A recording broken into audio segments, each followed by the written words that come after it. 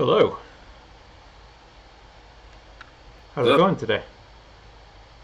I'm doing great, thank you. All right, good to hear. What we've got today is a documentary on the higher education industry, and I haven't seen this. I don't know a lot about it, but I assume it's going to be dealing a lot with the kind of costs of college. And I thought this would be an interesting thing to cover with the recent talk about student debt forgiveness and stuff. Do you have Mm. anything you want to add about that? I think this is a really interesting topic. What I really find interesting about the whole sort of higher education topic is that it feels like everyone just sort of throws up their arms and just says, "Oh, well, there are problems," and there is never much of a discussion about like concrete solutions.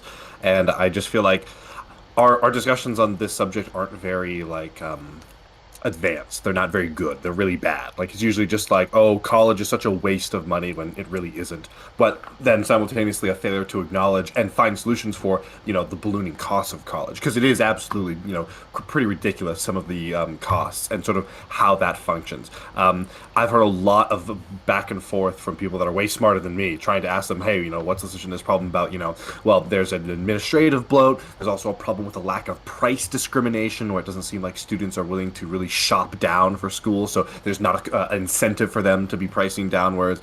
Yeah, there's just a huge, I think, wealth of information on this subject and not very good conversations that get to the core of that information as to like what could actually be done to solve the problem. So I'm really looking forward to this. One thing I had on my mind earlier today was how like you said, college is expensive but also very valuable. But both valuable to the person being educated and also valuable to the society, right?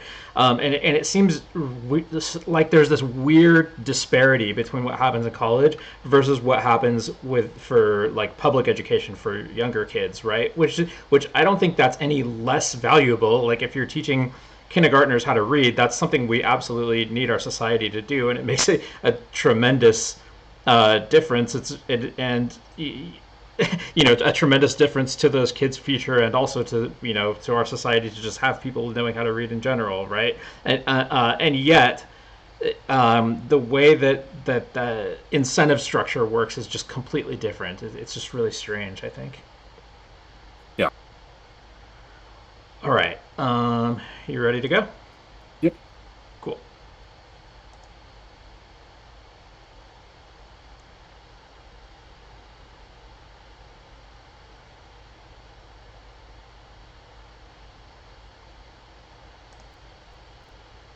Oh, sorry, I just realized I'm not streaming. Sorry. Oh yeah, yeah, yeah. Sorry.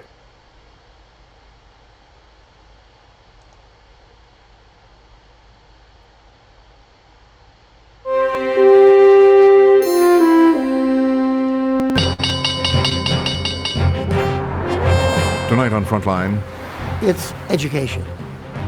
For profit. business is booming. You thinking about going back to school? They'll find you alone, It was just such an incredibly simple process. give you a diploma, We educate the students that traditional higher education has given up on. but what are the costs? I really am at a dead end, and the student loans are going to keep mounting and mounting and mounting. The danger is a kind of fast foodization of higher education itself. This is an online university. This is what it looks like. Correspondent Martin Smith investigates. You've been in office now for a year. What have you done to stop this? College Inc.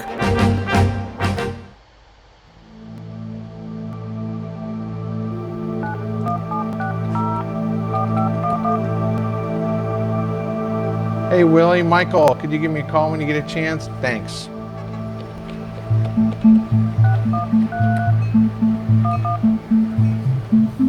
Francisco Garcia, how are you, sir?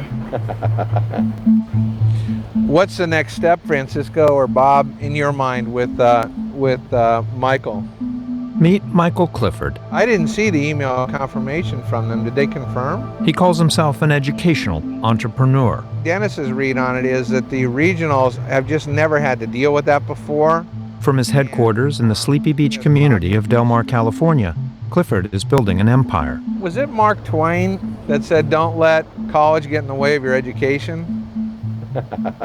He invests in failing universities and injects them with large amounts of capital.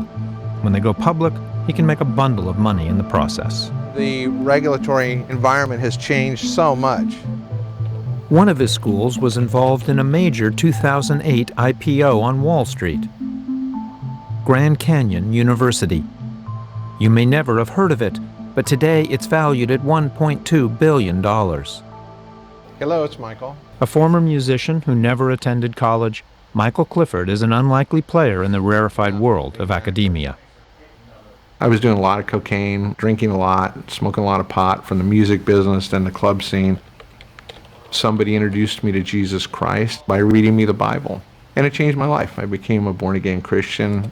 And then my spiritual mentor, a guy named Bill Bright from Campus Crusade for Christ International, sat me down one day and said, "You need to get into post-secondary education." And I said, "Bill, I've never gone to college. I don't know what you're talking about." Right. When I came home and told a couple of my friends that I was going to buy a university, they all said, "Are you back on crack or something? I mean, no one buys a college." And I said, no, I think it can be done. Today, Clifford is part of a movement that is transforming the way we think about higher education in America.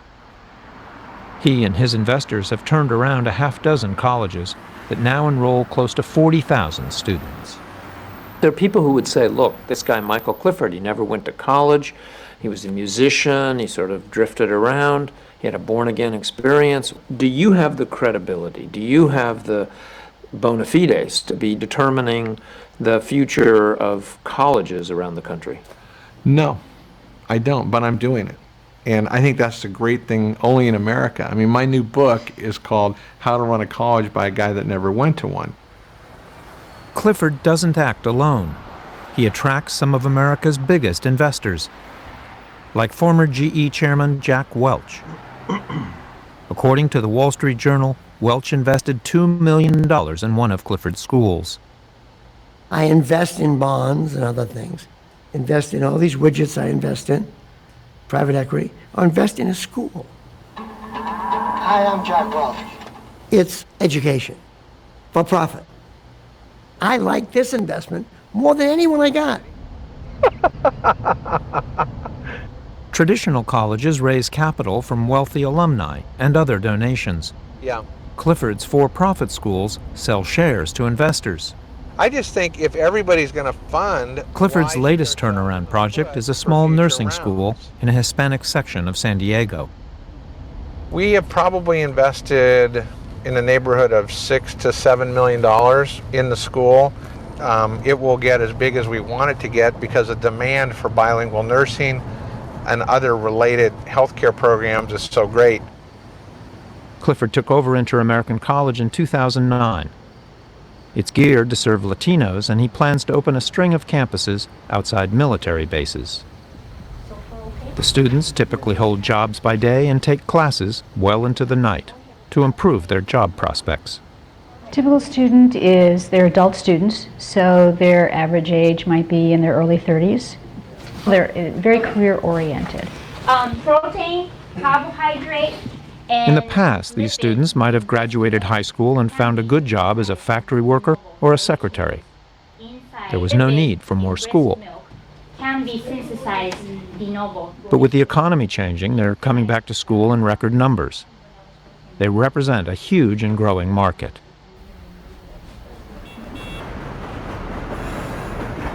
It's a phenomenon that leaders of America's community colleges have known for years.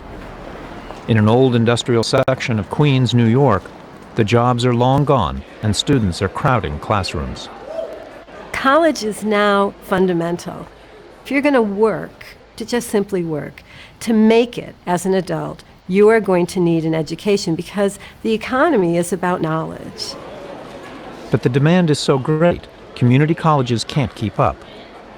There's an explosion of enrollment this year, and most of us have been turning away students. In California, I know it's tens of thousands. I'd actually be really curious to know when this actually came out because, oh wow, very recently, huh? Because my understanding was that there's actually been a real sort of dearth of enrollments at a lot of state schools and stuff just in the last year or so. With the economy being so hot, people want to, these things often tend to go in cycles. And when the economy heats up, people want to be working as opposed to, going back to school. But maybe I'm just totally wrong on that. Yeah, I don't know if that's right or wrong. I don't think I've heard it before, but it would make sense because we've had lower labor force participation. I would expect that to go with lower college enrollment. And then also, I guess I'm curious, like, how has COVID affected all of this? Yeah, that was my understanding, is that COVID really killed a lot of enrollments because people decided they'd rather be working. It's maybe hundreds of thousands of students who couldn't even come in. How do you meet that demand? What LaGuardia Community College has done and other colleges throughout the country have said, come to us, and when we're full, we're going to shut the door. And more you're having to do that. We are having to do that. The failure of community colleges to accommodate the demand has given Clifford and others a huge opportunity. Many schools are not meeting the market demand, and we have somewhere between 30 and 50 million working American adults who have not finished their college degree. The question is, are for-profit schools the answer? In the 90s, Clifford apprenticed. Yeah, sorry, this is just the top Google results, so maybe this is totally wrong. But according to bestcolleges.com, the college enrollment decline has accelerated during the pandemic, resulting in a loss of nearly 1.3 million students, or 7% of enrollment between spring 2020 and spring 2022. Wow, that's kind of crazy. So I find it hard to like square that with what they're saying in this documentary. I don't know. They are talking about specifically community colleges. It wouldn't surprise me at all if we're seeing a big decline in like traditional state schools and a big upswing in community colleges. That would make a lot of sense to me. Yeah, just speaking anecdotally, like almost everyone I know, like my high school friends and stuff, a lot of them decided to do community college first and then like transfer to get like a 4-year degree and save a ton of money. That would make sense. With the undisputed master, the architect of the for-profit model, John Sperling.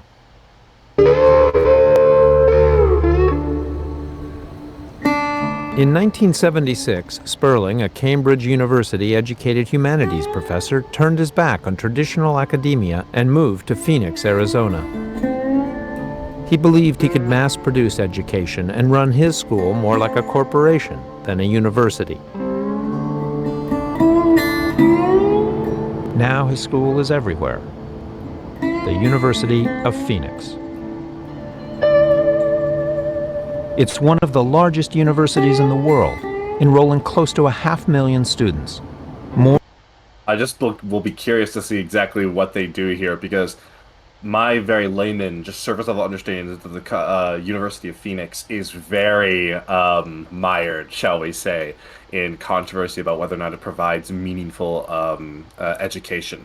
I think there was a really big story like 4 or 5 years ago about their nursing program being really not up to snuff, in particular with in-person experience, that there were like people graduating this nursing program that did not have the requisite experience, and there was a real sort of uproar in the medical community about this. But that's just my very lay understanding. It could be the case that it's totally overblown. Is University of Phoenix the one that has like tons of branches in other states and stuff, or is that like... Yes, I think so. It's like everywhere. Okay.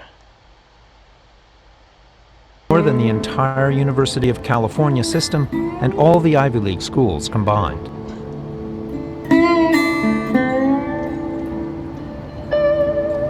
I traveled here knowing that the University of Phoenix is wary of the media, but they had agreed to some interviews. My friend in chat says he loves then at you the and last your minute, stupid they purple backed face. out and gave no explanation. I love you too, Charlie. Instead, I spoke to former Phoenix executives. It was not by accident that this university developed in the Southwest and the West. And that's where people go to reinvent themselves, and that's where John reinvented the university. Why did the university need to be reinvented? What's wrong with the way that universities were running up until the time that John Sperling came along with Phoenix? John saw the constraints of most college professors. Anybody who's got any new ideas in college are quickly beaten down. The academy hasn't had a real change in how it worked for almost 500 years.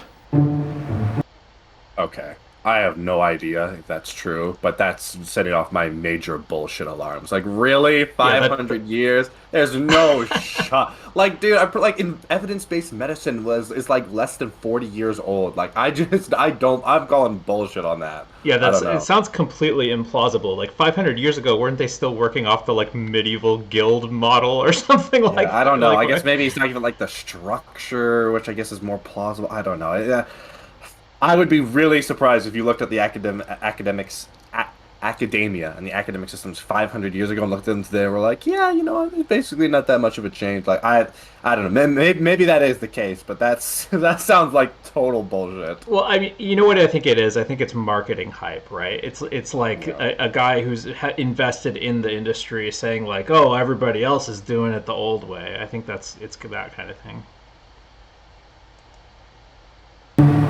Mark DeFusco arrived at the University of Phoenix in the mid-90s with a PhD in education from USC, but he quickly embraced the Phoenix model. Phoenix, people go to school all year round. We started classes every 5 weeks, and instead of starting classes in September and January, we started classes in January and February and March, sometimes 2 in April. If we had more students than we could handle, we'll build another site and handle some more.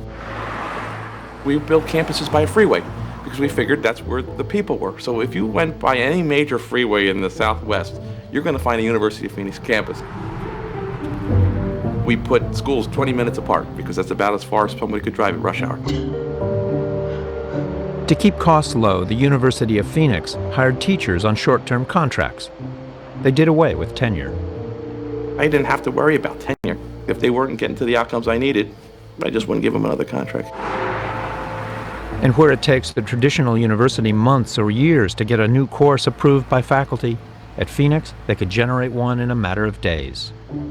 We would put a group of faculty members, a group of experts, into a room in a hotel for a weekend, and we wouldn't let them out until they came up with new curriculum. Okay, that doesn't seem like a good idea, but I'll go off, I guess. Yeah. The university was not bound by bricks and mortar either. Students who couldn't attend a Phoenix campus could log in to courses online. We were designing the coursework around the people who were going to use it. The customer. You bet. It wasn't long before Wall Street took notice. And in 1994, the University of Phoenix and its parent corporation, the Apollo Group, went public.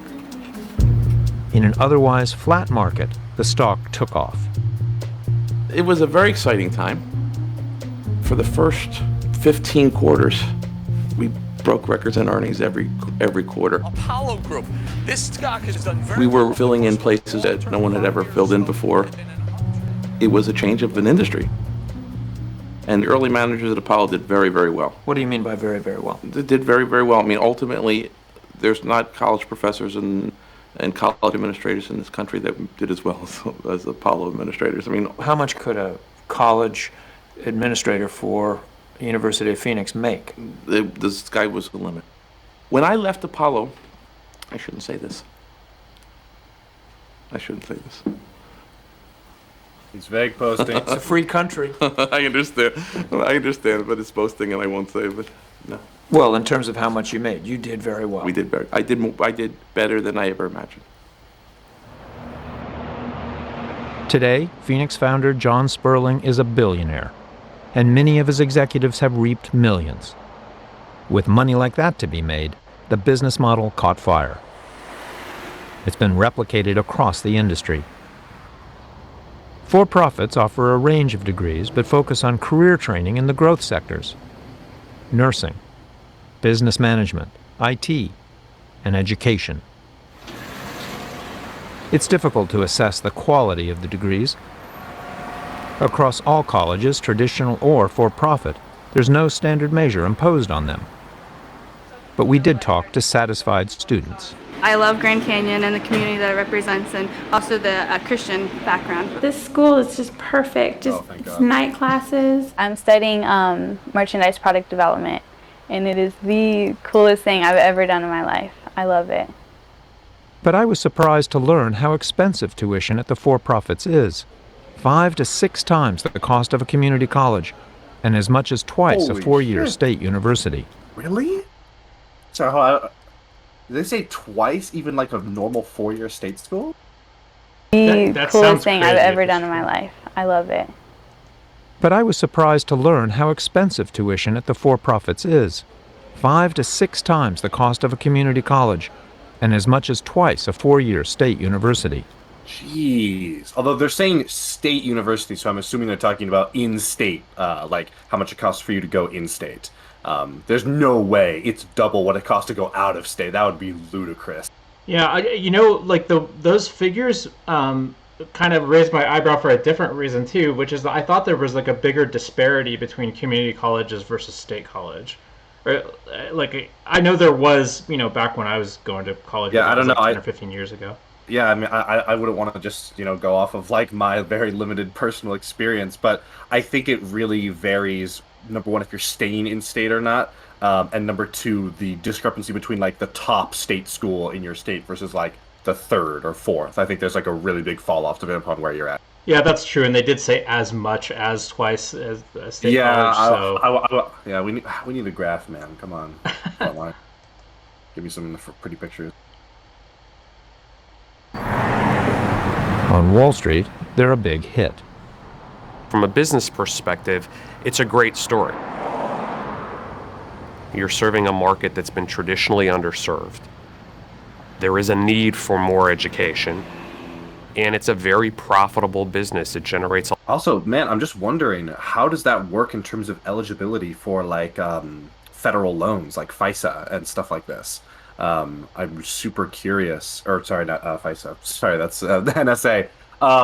FAFSA, and stuff like that. I'm super curious how their eligibility works for that, because there are certain requirements that like state schools have to have in order for their school to be eligible for like federal loans. If you want to get like a student loan from the federal government to go to a certain school, you can't use it on any school. It has to be for a school to be eligible for that kind of stuff. There has to be. So I'm super curious how that works too, because I gotta imagine if they're more expensive and they're supposedly serving the more underserved people, which is great, that they would need to have financial assistance. Yeah, I hope they'll get into that in this documentary, because I really don't know the answers either. Yeah. a lot of free cash flow. So it attracted a lot more financiers, and that really helped take the industry to the next level. One of the most successful was Grand Canyon University, the school that Michael Clifford came across in 2004 when it was a small, struggling Christian college. You've got $60 million invested in improvements here. In the next 3 years, yes. Today, under another former University of Phoenix executive, Brian Mueller, the school is flourishing. There's a business school with a brand new building. It's looking right at you. The nursing program has state-of-the-art facilities. The basketball team is competitive, and the baseball team has a new diamond. Some 40,000 students are now enrolled at Grand Canyon. That's a 400% increase in just a few years. Jesus. But you won't find the majority of those students here. I hear it.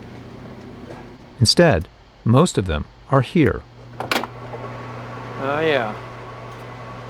90% of Grand Canyon students are logging in online from across the country. These servers alone represent 35,000 of them. This is an online university. This is what it looks like. This is where, other than the people involved, the instructors and the students, this is where they all come together to Man, that fan sounds like my Online laptop. education is incredibly profitable. Oh yeah, if you ever go inside one of these like big server rooms, it's super loud. Usually this stuff. It's also going to be really chilly. It's not fun to sit in those rooms for long periods of time. What capacity do you have built in here? How big can you go? It allows schools to tap into a wellspring of new students and expand rapidly at the flick of a switch. But we can easily add more servers and take several times this. Several times, so yes. 100, 150,000? Yes. Really? An online course at Grand Canyon costs from $400 to $550 a credit hour. We watched an online class at another school. We were asked and agreed not to show it, but for the most part it's just instructor-led discussion groups There's little in the way of video or graphics, but it is convenient. The times where I have to work in the morning, I can come home and do schoolwork at night, and the times that I work in the afternoon, I get up and I do schoolwork during the day. But some critics of this model worry there may be something lost. The danger, obviously, is a kind of fast foodization of higher education itself, where low cost, convenience, and ease of finishing become values in themselves to the possible detriment of the things that only can be accomplished slowly and over time. Like their college is like literally a giant Discord server, but like almost literally. That'd be awesome, dude. Now, this is a fair concern. There's also a really big danger, I think, of, not to put too fine a point on it, but basically being like, you silly peasants, you can't have this stuff. I don't know if you've ever seen like the discourse of like airliners and like sort of romanticizing old airliners, but there's I wish I could find it, but there's some like tweet where it's a quote tweet, and the original tweet that it's quote tweeting is something like, oh my gosh, you know, look at how much more legroom and stuff they had on airlines back in the day, and the quote tweet is, this guy doesn't realize it, but he's basically saying, you know, oh, remember when airlines weren't, you know, watered down so the poors could use them. And that is something that I do really worry about this line of questioning is, absolutely, you need to have standards. But man, when you start saying like, when you start talking about, well, there's just something intangible about being in person. It's like, my bullshit meters are like, there's like some red flags here. We're talking about like, oh, the feeling and stuff like that. And for some things, it's definitely true, right? Online social interactions are fundamentally different than in-person social interactions. But, like, we need to have a better ruler than this when it comes to, like, our standards for higher education. There should be, like, some, you know, I should hope, there should be some, you know, not perfectly objective, but more objective than my feelings and my gut when it comes to evaluating this stuff, when it comes to saying, okay, is this a good educational program or a bad educational program? There's got to be something more than this, and I hope they get into that. Yeah, I'm kind of inclined to think that both of those things are probably true. Like, there probably is a lot that you lose by going from in-person education to online education, but on the other hand, accessibility is a really huge benefit, and it's just really hard to say. Yeah. Like, we need to have metrics for what we're losing, and or not even what we're losing. We need to have metrics for things that matter. Because if we're losing things that don't matter, it's like, okay, you know, sorry, go cry me a river, you know, like blah blah blah. It's like I'm talking to like one of these like losers. It's like, no, bro, the best movies is like this silent Serbian film. It's like, shut the fuck. I don't give a fuck. Okay, goddamn. Give me my Marvel movies, okay? But if it's stuff that actually matters, well, then that's important. Like the nursing program is a great example, right? Where it's like, there was this controversy about Phoenix University, like I think 4 or 5 years ago. I hope I'm remembering all the details right. Where basically it was like these nurses were showing up and they're like, "Oh, I've never done any of this stuff actually." And it's like, when it comes to nursing, actually having done the physical things, like that's really important. That is a really important thing. Nurses oftentimes are way better than actual trained doctors when it comes to like reading a pulse and stuff like this. Like they're way more proficient at that stuff. That's a huge utility that they provide. They're indispensable. That's a relevant thing because we can actually see, oh, here's how it affects like the educational outcomes, right? And we can see the problem then with, you know, a nursing program that is putting out accredited nurses that don't have the proper experience that other nursing programs are putting out, the expected experience of a new nursing graduate. And like, we actually have evidence for that mattering, and I'm just worried that some of these criticisms are going to turn into like wishy-washy, like, oh, you know, it's just, you're not passing the vibe check, bro. It's like what it's going to translate into.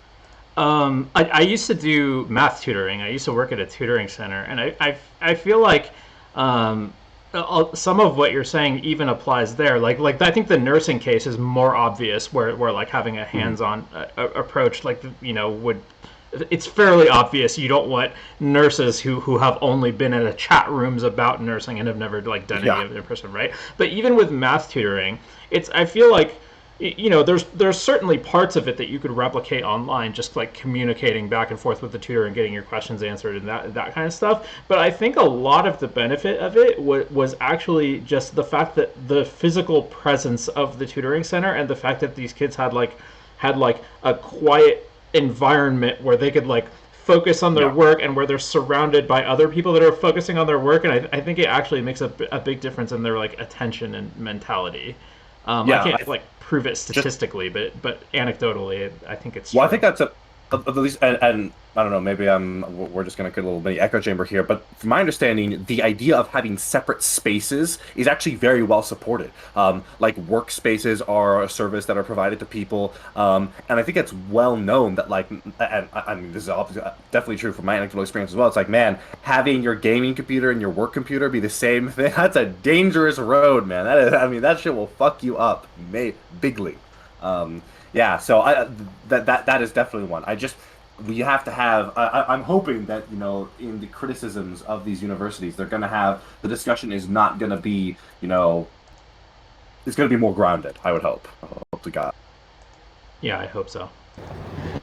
At Grand Canyon, most of Mueller's profit comes from his online operation, but he still sees the value of anchoring his university in a traditional campus. There is a lot of value in the minds of a teacher in Minnesota that's going to do a master's degree program. She's going to do it online. Now, even though she's not coming to campus, the fact that it has a traditional campus that looks like the campus that she went to as an undergraduate, the fact that the campus is growing and flourishing and has all of the excitement around it is important. So it builds your brand. It absolutely builds the brand. Man, don't say it like that, dude. I don't. That kind of came off really like, yeah, it gives the illusion of like. I feel like we're like two steps from that with that statement. I mean, if the campus matters, it should matter. I would hope for like, I don't know, some tangible reason, and not just like the impression. Because I mean, at that point, you could almost be like, you could justify like creating like a fake campus, like the North Korean tours of like the grocery stores filled with oranges.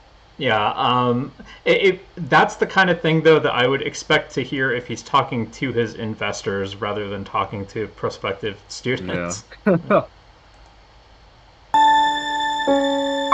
Not just a job search, a journey. Beyond building the campus and installing his online servers, Mueller is spending even more money getting the word out. $25 million last year alone. Sorry, this is a tangent. Hi, advertising. I don't understand how people are like have so much faith about free will when the entire industry of advertising exists. Like, oh my God, people, please do not decide what college you're going to go to off of shit like this with the inspirational music in the background. Like, for the love of God. I mean, look, we all get influenced, okay? So you can't just decide to turn that off. But do your best to mitigate it. Okay? Be strong. I believe in this. The one that like really gets to me when I see him is pharmaceutical advertisements. Oh my God! Please, people. Find yours. For-profit schools spend a lot on marketing.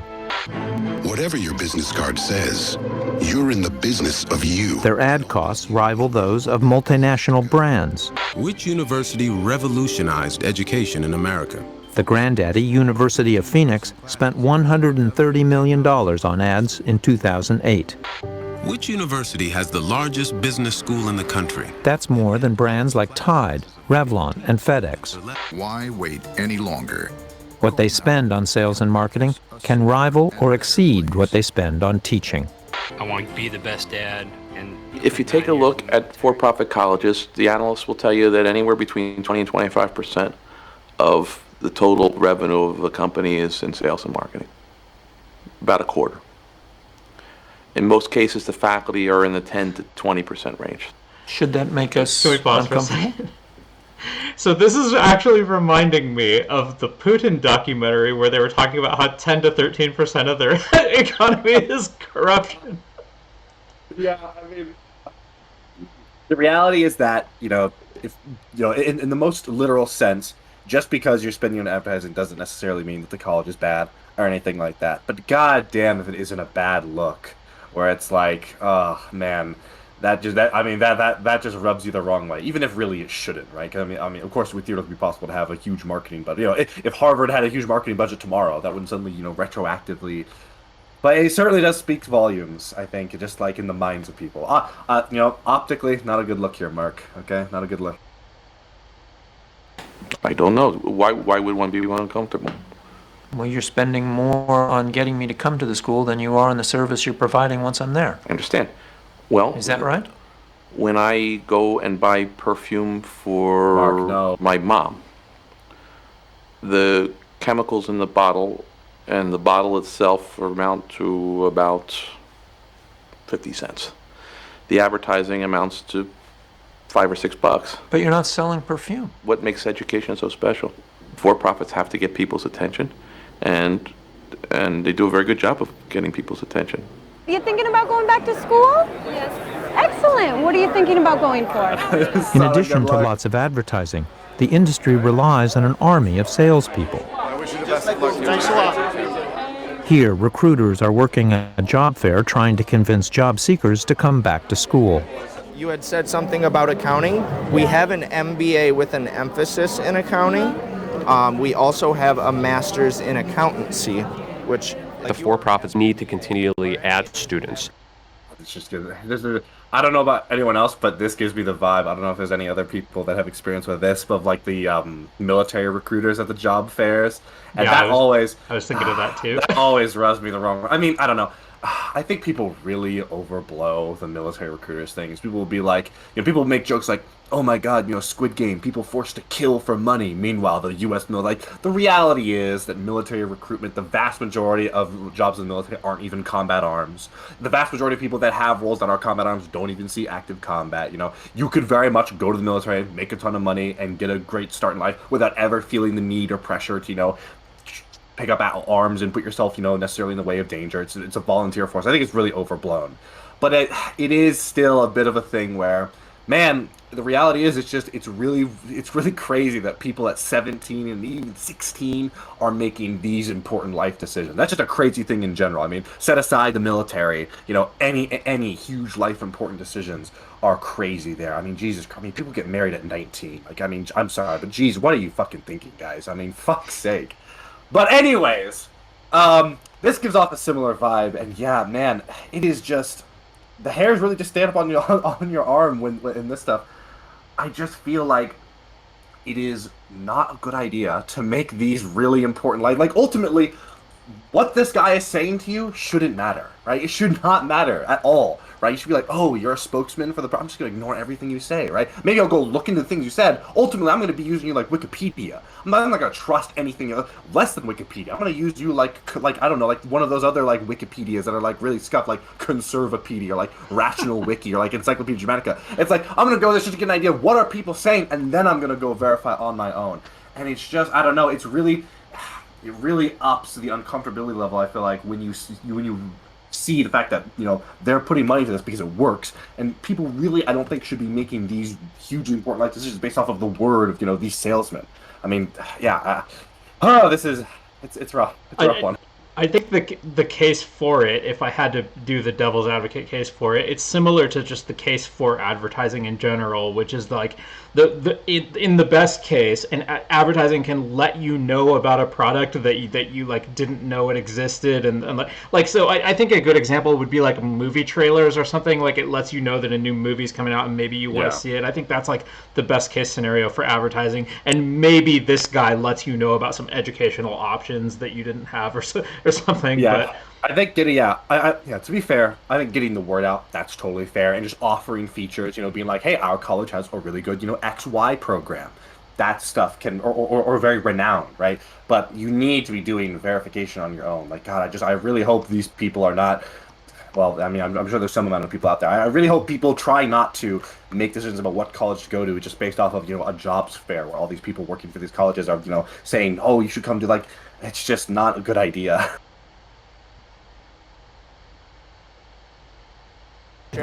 When you think about it for the University of Phoenix, for example, in order to grow on top of the folks that are leaving, you've got to add the equivalent of, 1 to 1.5 Ohio States per year. The pressure to grow has raised questions about enrollment practices. 2004, 2005, we started to see some companies probably doing things they shouldn't have been doing. Going after student populations that maybe did not deserve to go to school, were not going to succeed in school. They were focusing on enrollments more than the quality. Did not deserve to go to school. In the early 90s, I get what he's trying to say here. he's trying to say that they would be explicitly just going after people that they know are going to put the money down and then potentially like default and not finish a degree. Don't say don't say it like that. Protest. National investigation accused a number of for-profit schools of employing false or misleading advertising and using illegal recruitment efforts. While some of those schools were shut down, allegations, negative press, and lawsuits continue to dog the industry. Yeah, like, man, when it's marketing for like, the new video game, it's like, okay, that's okay, because worst case scenario, I'm out of $60. But like, it's the same thing, like you said earlier, with like medicine and stuff. It's like like when I'm trying to figure out, like what medicine should I get to, help my, potentially a very serious condition. Man, I don't want it to be decided off of like the nice music in the background. I don't want it to be based off of like my flowery feelings. Or I don't want to get like into like the hard like evidence for whether or not this would or wouldn't be a good decision for my life going forward. And these kinds of tactics, man, just reek of trying to bypass someone's, more rational faculties and go straight for like an emotional appeal. And that's really weird when it's this important of a decision.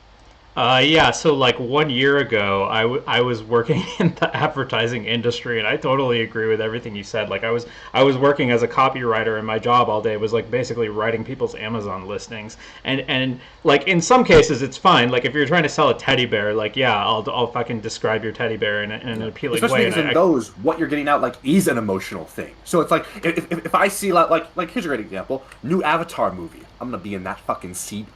First show in my city, because when I saw that music with the water, I was like, nah, and I was like, oh, this is gonna be fucking awesome. I love this shit, right? And I don't care that the Avatar 1 is just every cowboy movie ever, but it's in space, okay? Because you want to know what? I just vibed with it. It looked awesome. I liked the music. That's fine. That's what I'm getting out of it. But when I'm going to college, I'm not trying to get out a vibe. I'm not going to college so I can feel good. I'm going because, like, this is an important thing for my life, man. This is going to, like, be building skills and relationships and understanding. And that is just, that's a really big mismatch. I think the biggest one that bothered me when I was doing copywriting was supplements. Because it was like people... Oh, my God. That shit should be fucking illegal. I actually like pretty much agree. I think it should be like I'm not going to go so far as to say illegal, but I think there should be like way more restrictions on what they can do and what they can say about this stuff. And a lot of times the people who are selling this stuff want to make a whole bunch of claims that they really shouldn't be making about the health effects of whatever it is that they're trying to sell. And so like the company that I was working for. It's like, we'll tell them, like, here's what Amazon will let you get away with, and here's what it won't let you get away with. And that's as far as they would go is in terms of the ethics of, like what they're supposed to say and what they're not. Like anything that Amazon will let them get away with, it was my job to, like, write it up. And I felt, like, so gross doing that. It was... It's just funny. I don't know if you've seen in the news the Alex Jones trial that just settled, where he's liable for like $1 billion. But man, it's crazy to me, or maybe there is. I'm just really not sure. But as far as I'm aware, there was never any big lawsuits for InfoWars against any of their supplement stuff. And man, some of the, I guess to be fair, I just saw clips. But some of the clips from InfoWars stuff where he's talking about alpha brain and stuff, it's like, how is this allowed? Or he's able to talk about like caveman, it'll like make you have strong bones, and he's selling like a fucking like protein milkshake, and it's like, damn, man, that seems wild. Yeah, I think the number 2 worst one that I saw was cosmetics. They have like crazy claims in cosmetics ads about like, this will make you look 20 years younger and just like shit like that. It's like, We talked to the chief Washington lobbyist for the for-profit schools, Harris Miller. The industry has a black eye, has been struggling for credibility. Why? I don't think the industry has a black eye. I think the sector's doing very well. We're growing by 25% a year, 2.8 million students attending our schools. On. You could be growing and have a black eye. God, just be fucking honest, dude. I feel like, I don't know, it's probably wrong, but like, I feel like you could have, like, even from a self-interested perspective, you could have like a maverick lobbyist who's like, yeah, you know what, there are some controversies, and that's okay. I mean, what doesn't have, I don't know, but I just hate it, dude. I just blame the people. I just hate people. That's just my opinion. I just hate the human race, because the reason why politicians talk like politicians? It's because it works. It's because it works, man. When you dodge the question and stuff, everyone rolls their eyes, but they still vote for him. It's a classic thing. Congress has horrible approval ratings, but then you look at all the incumbents in Congress, and they have great likelihoods to win all their races. And it's just like, man, like, people, don't fall for this stuff. Yeah, they behave that way because be better than this. They behave that way because that's what the incentive structure tells them to do, and that incentive structure is like a property of the way that the public receives that kind of messaging. Yeah. Oh gosh, it's so sad. We have some challenges because there have been some allegations that everything is not perfect. I wish it were. But what about the pressure of Wall Street to have them grow? The pressure is to deliver a high education quality for their students. Our schools know that anytime they step out of line, there's a huge risk, and there's a large focus on compliance at all times, including on enrollment issues. Thank you for calling DeVry University. We wanted to find out more about how the enrollment process works. We'd heard complaints about call centers and employees called enrollment advisors using high-pressure sales tactics on prospective students. Then we got hold of this internal email from Argosy University. No! Oh no! Oh no! This is just... It's like... When the Steam sale comes on in winter, and it's like, you only have 24 days to get half off on Deep Rock Galactic. That's fine. It's not okay to do this with this shit, man. Oh, God. In it, a director of admissions is writing his team of enrollment counselors. Create a sense of urgency, it says. Push their hot button. Don't let the student off the phone. Dial, dial, dial. It's like, you know what it is? Sometimes it's really hard to put a finger on exactly where sometimes it's really hard to put an exact finger on what about these tactics is wrong. And you know what it super reminds me of? It super reminds me of the discourse around guys trying to get laid with girls, where they're just doing everything in their power. Like, it's not. That's such a good comparison. It's like they're telling them to be. They're like negging the students. Yeah, and a lot of guys, it's super weird. I've had this experience myself. You don't even realize you have sort of been programmed to just create the conditions by which they are most likely to say, the girl's most likely to say to have yes. And you're not ever being like, I'm going to create an uncomfortable situation with the implication. But you almost are effectively doing that with like trying to like just set up a situation where like you end up back at one person's house. Like you are never giving them an out. Right? Like, this is something like Destiny talks about a lot. Is like, if you want to have, you never want to be, you never want to be sexually engaged with someone where you feel like they don't feel like they could say no, right? You want to give people outs, right? It's like, hey, you want to go back to my place, or are you busy tomorrow? Oh, I'm busy tomorrow, right? Like, you offer those lifelines to people. Yeah, like it's possible to be like aggressive and pressuring somebody without realizing that you're doing it, but in this case, they're like purposely doing it. Yeah. And I think the real analogy is like none of these things are maybe inherently wrong on their own. Like, there's probably ways to be like, hey, just so you know, we are filling up, right? Like, let's say for imagine there was a real sense of urgency. Well, then, it's okay to point that out, but as long as they feel comfortable. It just comes down to, I don't know if you've ever seen the famous clip of Sunny from Philadelphia about the implication. I've heard people talk about it, but I haven't seen it myself. Yeah, we probably shouldn't play it because I don't know if we'll get hit. Okay? I'm gonna try to try to give like a safe for work summary of it as best as I understand. It's something like a guy is gonna take a girl out on a boat or something like that, and then the idea is he's going to try to get laid while he's out on the boat with her, and then there's some suggestion that she's not safe because she's out there alone with him, and therefore she's going to feel pressured into giving in to him. Yes, is that right? That's basically it. Yeah, it's basically two guys, and they say we're going to get the mattress and we're going to get everything. So we can get the ladies, we can have sex with them. I'm not going to say no because the implication. The guy's like, what, the implication? Well, the implication is something might go wrong with her. She said no. She's out on a boat in the middle of nowhere. This guy she barely knows. And the other guy's like, well, that sounds dark. He said, no, it's not dark because I'm not actually threatening her. She thinks she's under danger, but she's not really. So it's okay. And yeah, it's just, and the other guy said at the end of the day, it sounds like these women don't want to have sex. And that's the key here. It feels like you're creating the conditions where someone doesn't want to, and you're trying to effectively create the conditions where they're going to say yes when they don't really want to. And that's what it comes down to. It feels like you're trying to sort of adversely manipulate them into doing something they wouldn't otherwise do. Yeah, and yeah, this is, man. I don't know. Have you seen The Wolf of Wall Street? No, I haven't. Oh, well, first you gotta go watch that movie. It's great. But basically, I don't know if you know the premise. It's basically this stockbroker. It's like the real. It's like a sort of dramatization of the story of this real life stockbroker who created this firm where basically he was just ripping people off. And literally there's a scene where he has a thing like this. He gives to all his like new like stockbrokers. He gives them this like playbook where and it does this cutscene of each of them in different calls going down the checklist, and they're doing exactly like things like this. Hey, I've got other people on the line. This stock's only available right now. It's almost like a one-to-one to this like paper that's being read off here. Yeah, but even that feels like, I mean, okay, I haven't seen the movie, right? But from the way you're describing it, that still feels less predatory than trying to get young kids to sign up for a college.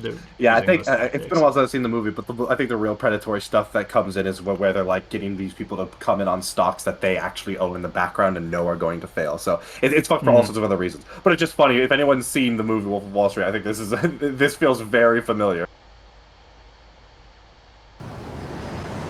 Tammy Barker was an enrollment advisor at another for-profit school, Ashford University. I didn't realize just how many students we were expected to recruit. And the amount of pressure that they put on you to meet these quotas, I think challenges anybody's integrity. In a letter to Frontline, Ashford's parent company, Bridgepoint, says they don't have quotas. But Barker says she was instructed to make 150 calls a day and close on at least 12 students a month. Anytime you get instructions like that on a job, ask for it in writing. Ask for an email. Ask for it in some sort. Get a paper trail, people. This reminds me a lot of the talk around whether police officers have quotas for giving out tickets. Yeah. Well, in all sorts of organizations where they're sometimes doing things that they aren't supposed to do, there will oftentimes be like an informal just saying it to oftentimes obscure this kind of evidence. I'll always ask for it. I mean, this isn't just a thing you use the police or anything. I don't know if you ever saw the Chernobyl miniseries on HBO, but there's a funny moment where the guy who basically causes the reactor crisis in Chernobyl is telling them to do an unsafe command, and the guys are like, "This isn't safe," and the guy asks, "I would like you to record your command." If you're ever being asked to do suspicious stuff or stuff that makes you feel uncomfortable, get a record. Ask, could I get this in order in writing? Or email them. Hey, just following up on that conversation we have, could you please remind me what was said? Stuff like that. It's never there'll never be a moment where you wish, man, I wish I didn't have a paper trail. And there will be moments where you wish, man, I wish I would have asked that guy to email me this, because now I'm going to HR telling me I was pressured to do something and I have no evidence. It's just a he said, she said. I would worry a little bit that people might be jeopardizing their jobs just by asking for written records. Yeah, I guess that is true. If you're in a really fucked situation, I mean, I imagine if you're working at like Theranos and you're like, could you email me that? they might try to. But at that point, you should really be seeking to just get out of that situation, because that could become really bad really quick. I mean, if you're really pressed against between a rock and a hard place, my heart goes out to you. But generally speaking, if you're fearing for like retributions because you're asking for written commands, like something is horribly wrong. This is not the norm in like any industry. Get out, run. So I agree that if you can get out of that situation, you should. I just feel bad telling people, like it's like why don't you just move out of the high crime neighborhood? I feel like sometimes it amounts to like that kind of advice. Yeah, if you are stuck, then it might be better to keep your head down. But generally speaking, you should be able to ask for the stuff have a record. And if you don't feel it, then you should really start exploring other options, because that won't be the norm in almost any industry, at least in like America. If your numbers started dropping, trainers would come around and start telling you to up your outgoing calls anywhere from 300 to 450 a day to meet those quotas, to get those applications. And they used to tell us, dig deep, get to their pain, get to what's bothering them, so that way you can convince them that a college degree is going to solve all their problems. Another former Ashford enrollment counselor, in a submission to the Department of Education, wrote, We are forced to do anything Can we necessary to pause for a get second? people to fill out. I don't know that much about the history of the red pill movement, but I kind of wonder, or like the pickup artist stuff. But this is making me wonder: did the pickup artist movement take this stuff from the advertising industry? I think that with pickup artists and stuff, their growth is a lot more based off of existing insecurities and stuff that they exploit, as opposed to just trying to like. I think it feels more sort of natural to me for there to be like anxiety among young men and pickup artists be like, this is how you get girls, because most men already feeling anxious. Man, I want to get girls. Whereas this is like, oh, you feel anxious? Well, let me tell you how a minor in business and engineering will solve that problem, buddy, and sort of like steering them down that path. Yeah, it's just yeah. Thank you for pointing out that parallel, though. I find it like super interesting between the two. Like, if the pickup artists were not like directly getting it from the advertising industry, then I suppose at minimum they've had a lot of the same insights and same strategies. Maybe it developed in parallel, but there's also a big difference between, I think, the red pill artists that are just like making money off of having a social media presence and the ones that are selling like lessons and stuff. Or like the guide on how to do it. Yeah, because I definitely think, I don't really watch a lot of that content, so I can't speak to it really, but I have seen like, call now, you want to become the alpha male, and they definitely do use that stuff because it's just like sales tactics, right? I mean, it's the same tactics for vastly different products because the thing that they're going after isn't at all related to the product; it's related to the human psychology. And there's a kind of similar thing in like war propaganda and stuff too. That's another interesting parallel. But I don't know. Probably shouldn't go off on that tangent right now. An application. Our jobs depend on it. Thank you for calling By the way, how do you write this? Okay, this is a nitpick. I guess people just do a lot of dumb things. How do you write this memo? We are forced to do anything necessary, and not like just when you write that. Surely you're thinking, man, that sounds good, but let me just rewrite those 4 words. We must take actions to. No. We are taking actions to increase our quotas or something like that. Like anything but this. This is like comic. This was like almost comically like evil. If someone was, I feel like if like Bernie Sanders was writing like fan fiction about Jeff Bezos, this is what it would be. Jeff Bezos would be like, we are forced to do anything for profit, increase the baby grinder motors by 300% and throw more babies in there. Like, don't write this. Oh my God, you're making it so easy. Yeah, that's true, because that is one of the kind of like classic villain archetypes in fiction is the person who just is a fanatic and will do whatever it takes to achieve their otherwise noble goal. Yeah, I mean, it just goes like people always talk about, oh, criminals are so stupid, and they'll talk about more like sort of low-level crime, like people recording themselves, like breaking into a store or something like that. But man, white-collar crime too. Oh my God. Yeah, like if you ever look into like the Theranos stuff, like what was the plan in Theranos? Like they know this stuff doesn't work, and they're starting to ship it out. Like they're starting to like send out samples of stuff that they know doesn't work. It's like if I sell you a car and it's like, yeah, take it out for a drive, and I know the engine doesn't start. What are you doing, dude? Well, that's the supplements industry also. Yeah, well, these are the supplement industry. It's sort of like, woo, it's like in your head. It's like, oh yeah, I do feel like an alpha male. There's no like, oh, I do feel like the car is starting, when it literally is like, there's none of that. Like, man, oh my gosh. Our jobs depend on it. Thank you for calling Ashford University.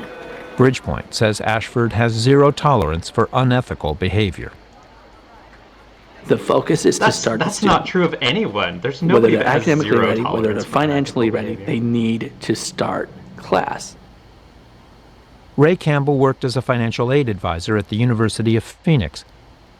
Once a student was recruited, it was his job to hook them up with a loan so they could start paying for classes as quickly as possible. If I put on my report that the student's not ready and they don't start, I would hear it. I would constantly be pressured of why aren't they ready? Is there a way we can start them? What can we do to get them ready? Anyway, the focus was on this student needs to start, period. Just weeks before this broadcast, the University of Phoenix replied at length to a list of written questions from Frontline. On the question of pressure tactics, they said, "Should we find an enrollment advisor misleading students, prompt action would be taken, including termination." In the same letter, they wrote, "We are committed to financial literacy." Federal student loans are the lifeblood of the for-profit schools. Although their students comprise only 10% of the college-going public, they consume almost a quarter of all federal financial aid. The taxpayers are essentially funding this industry. Something like 75% of their revenue comes from federal grants and loans. To be fair, it could be the case that that is being disproportionately represented with federal loans as opposed to like state loans or local funds and stuff like that just aren't available for like these for-profit schools that are across multiple states, for example. That could be the case. Although that's still like that's only a mitigating factor. Obviously, it doesn't resolve all of these questions. Oh, and by the way, sorry, just another thing. This is how you nail this problem, by the way, is typically, the federal, people talk about, the federal government, they just don't have the authority to do all this stuff. You just say, hey, you want to be part of the federal money train, you have to do these things. That's how they got drinking laws for 21. I forget the exact conditions, but basically, if you want the federal government to cover your highways on your interstates, you got to have that drinking age at 21, because otherwise you're on your own, buddy. And basically every state was like, well, shit, we're gonna go ahead and change that drinking age. So you would just do something similar like this, right? I think this is actually something that Andrew Yang talked about in terms of one of his big issues was the ballooning cost of college, and one of his the problem that, as he saw it, was the immense administrative bloat. And he said, the way you do it is you go as the federal government, you say, hey, if any college wants access to our federal loans, you are going to have to make it so the administrative expenses is no more than like a certain percentage of the college. And, and the way he explained it is, they'll scream bloody murder, but they have no choice because they need those loans. Whether you agree or disagree with that as whether or not you agree or disagree with that as a plan, it's a very effective way to leverage a solution across the nation from a single point. The University of Phoenix, which is the biggest for-profit, it now gets 86% of its revenue from the federal government, up from something like 48% 9 or 10 years ago. The schools say they're providing opportunity, helping students of modest means pay for college. We educate the students that traditional higher education has given up on. Traditional higher education has become a very socio-demographically elite group of people. If you're not wealthy or upper middle class, you're not going to get into a traditional higher education system. So the only options lower income students and working adults have is either to go to a community college, some of them can go to minority serving institutions, and our option is the third option. I think that's the actual legitimate argument for schools like this, is the one that he just gave, right? Yeah, I think there is a real danger sometimes of looking at like affirmative action programs or like grants that a lot of these higher schools have to serve underprivileged people and think that the problem is solved. Because the reality is that those programs are good for helping people, but you can't get everyone with that. And even those select for things. Some people can't, right, when they talk about night schools, man, there's a lot of people that just can't move across the country. They're supporting their family, right? There are people that are working at 17 years old to help put food on the table for their own family, and they can't afford to do that. This is why, for example, sometimes we pay people to go to college. We say, oh, you're a student, if you're poor enough, we will not just pay for your college, we will just give you money to handle like your the expenses. GI Bill. Yeah, exactly. This was a big problem that happened, I believe, in the United Kingdom. For a period, the United Kingdom made some, I don't remember exactly, but they made some of their colleges free. And they saw that it actually ended up helping richer, more upper middle class people, because that's a group that, number one, the cost is still felt, but it doesn't, the problems that those don't address aren't felt by them. And there was a huge problem where, and I think specifically they did this at the same time that they removed some of those other programs. They said, we want to pay people, we'll make it all free. And you saw a big dropout among poor people that legitimately can't afford free college because of the time it still costs, right? And you can't give that back unless you're willing to literally pay them. There are a lot of people, the reality is we probably are not going to be able to serve, unless there's some big changes, all of the people that want to go to college with some of these higher institutions. personally, my view is I think community colleges are really good for that. I think they're an incredibly underutilized resource. I'm a big fan of like the higher emphasis that have been placed on them in recent years, and like for example, like Joe Biden's advocacy to make them cheaper or maybe entirely free. But yeah, I just wanted to add that is a really fair point to bring up in terms of the problem. I don't know if these places are the solution, because these places kind of feel like some of the quote unquote solutions that pop up in lower socioeconomic areas, which are basically scams that prey on the fact that people do not receive comprehensive financial literacy on these things, right? Like this basically feels like like the car dealership, where people are coming in, with a boosted paycheck they got temporarily and are about to make a horrible financial decision, and there's some sleazy salesman trying to push it. But maybe I'm being a bit too harsh here. We're only halfway through the documentary. Yeah, I mean, I think the worst case scenario is that it's something akin to like the payday loan industry, which is basically just extremely predatory and like specifically like targeted at poor people who are living paycheck to paycheck, right? But anyway, to add on to your thing about community college, yeah, I went to community college and then transferred to a university, and I feel like I was very well served by it. And I would recommend the same thing to almost anybody, yeah, if they can. What remains troubling is that on average, the debt load for for-profit students is more than twice that of students at traditional schools. Man, I would love to see a breakdown. I just don't understand how that's possible, man.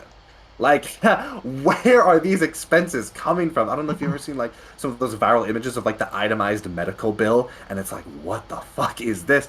Man, where is this coming from? That is just crazy. Well, they were talking earlier about their like extremely high like advertising budgets, so that's got to be at least part of it. Yeah, I mean, yeah, but it's just like, I mean, how are they getting people, man? Or do these people just not know that like the costs are way lower? Or I guess because maybe because they're not paying for it directly, they're getting loans, like they're not like a full comprehension. Man, I'm just so curious how this happens. I think the loan thing probably is a big part of it. It seems like the psychology of taking out a loan is really, I don't know, like I'm not sure how to describe what it is I'm trying to say, but I think people are much more willing to buy things on credit and like buy things. That's totally true. I mean, that's like a common phenomenon with credit cards. That's why you should only ever use a credit card if you know that you're going to be able to pay it off. Or for like, things that are kind of risky, because oftentimes credit cards have a better like sort of a safety policy where even if you do buy something with a credit card, if it's a scam, you can get it back. Whereas a lot of times, if you fall for the scam and use a debit card, the company's going to be like, the bank's going to be like, sorry, homie, good luck. Unlike a public community college where a small grant will usually cover most of the tuition, for the for-profit colleges, the tuition requires substantial borrowing. So a student who drops out or who doesn't get a high-paying job, sooner or later they have to pay the piper, and that can mean tens or even hundreds of thousands of dollars in loans that they have to pay back. That's what happened to Ann Cobb. I had 2 young girls, and I was trying to find odd jobs. My ex at that time went bankrupt, so all the bills actually rolled over onto me. In 1994, Ann Cobb was a 35-year-old single mother making less than $8,000 a year and living on food stamps, when an enrollment advisor from the University of Phoenix helped her get a student loan. It was just such an incredibly simple process. I mean, it was sign a few places here, and, we'll let you know, and I'm sure... Yeah, that is a really good red flag. That's something that if you're able to make this big of an important financial decision very easily. Although, to be fair, maybe from what it sounds like, this was a federal loan. Maybe it's just way too easy to get these federal loans, or not easy in the sense of difficult to get them, but like the process you go through needs to have a couple like, are you sure? Are you really, really, really sure?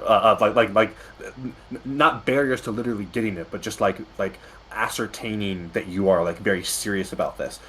That used to actually be the case, I know, with some previous like payment plans way back in the day for colleges. Is a big reason why state schools would have you put down some money is just to make sure that you have some skin in the game and you're not just doing this willy-nilly. It literally wasn't even necessarily for the cost. I mean, it certainly helped to bring in some extra revenue, but making sure that people weren't signing up for something just sort of on an impulse. This is actually taking me back a little bit to the documentary we watched a few months ago about the 2008 financial crisis, and when they're talking about subprime home loans. Yeah. Yeah, just sign here and you can just get through it. Yeah, it's just, yeah, human beings are really not well suited for some of these decisions, it feels like. Like sometimes when I'm like roller skating, like the world doesn't feel real. It's like, and then you're looking at like, these numbers on a piece of paper, like what the fuck does that mean? You're not conceptualizing like what it's gonna feel like if, this all of a sudden goes like sideways. You're just like flying through life by the seat of your pants. You'll be approved, and I said, well, I'm not sure. I have a lot of bills. Is it still going to be okay? Oh, yeah, no problem at all. Don't worry about it. Just sign here. Cobb graduated in 1999 with over $30,000 in debt. Over the course of a decade, with deferments, consolidations, and penalties, and an interest rate that has gone as high as 14%, the amount now due has ballooned to over $60,000. You never hear these stories. You hear the happy stories with the double car garage and the great house and everything else. You don't hear these horror stories. Cobb is not the only person with large student debt. There are many like her. And this has some people worried. The concern is that they're bringing in students who can't succeed or graduate, loading them with debt. And the for-profit college is not the one that is on the hook. It's you and me. It's the taxpayer. It's the federal government. I'd be really curious to see, I guess, it's really hard to know because we're still in the middle of this happening, but I'm really curious to see what a breakdown of inflows and outflows for these things. There is a great resource that I wish more people knew about is the ProRepublica bailout tracker. Let me just pull this up real quick. Is this about the 2008 bailouts and like the loans that were paid back and stuff? Yeah, let's see. I think this is... No. Oh, wait, I think this is it, actually. Oh, my God. No, I don't want to send for a fucking email. I'm trying to see here. There's some specific, like, there's like a bar that, like... Yeah, here it is. Boom. Oh, my God. Why would you bring it back? I just clicked it! This is a really great thing. You can see literally outflows, breaking down to banks and stuff like this, and then the inflows. And you can see we actually made a profit, right? We made over $109 billion in profit. TARP worked. It was an amazing, amazing program. It was a huge success. I'd be curious to see what would this look like for student loans. We're talking about a very recent phenomenon. These debts take a long time to pay out, so maybe it's just not possible.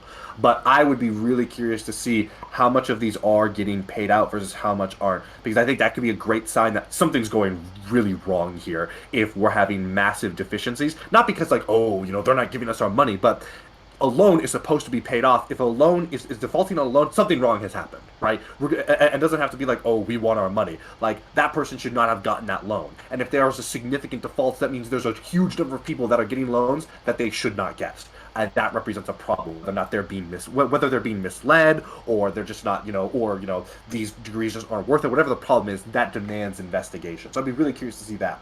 The other thing is, I really think that college debt for people that didn't get a degree, that I think is something I really feel much more strongly about than people who have degrees and have college debt. I think that, ultimately, when you look at the population of people that do have degrees and have debt, you're already talking about some of the more advantaged people in our society. Of course, there's going to be outliers, but the reality is, if we have limited aid to give out, I'd much prefer to give it to people who are struggling even more. And man, the idea that you would be saddled with like $30,000 of student debt when you didn't even get a degree, you don't actually have that leg up, that seems really fucked. And I'm much more in favor of financial relief to those people in particular. Yeah, that's a good point. I think I'm on board with that. Yeah, I just stole it from Wesley, but whatever.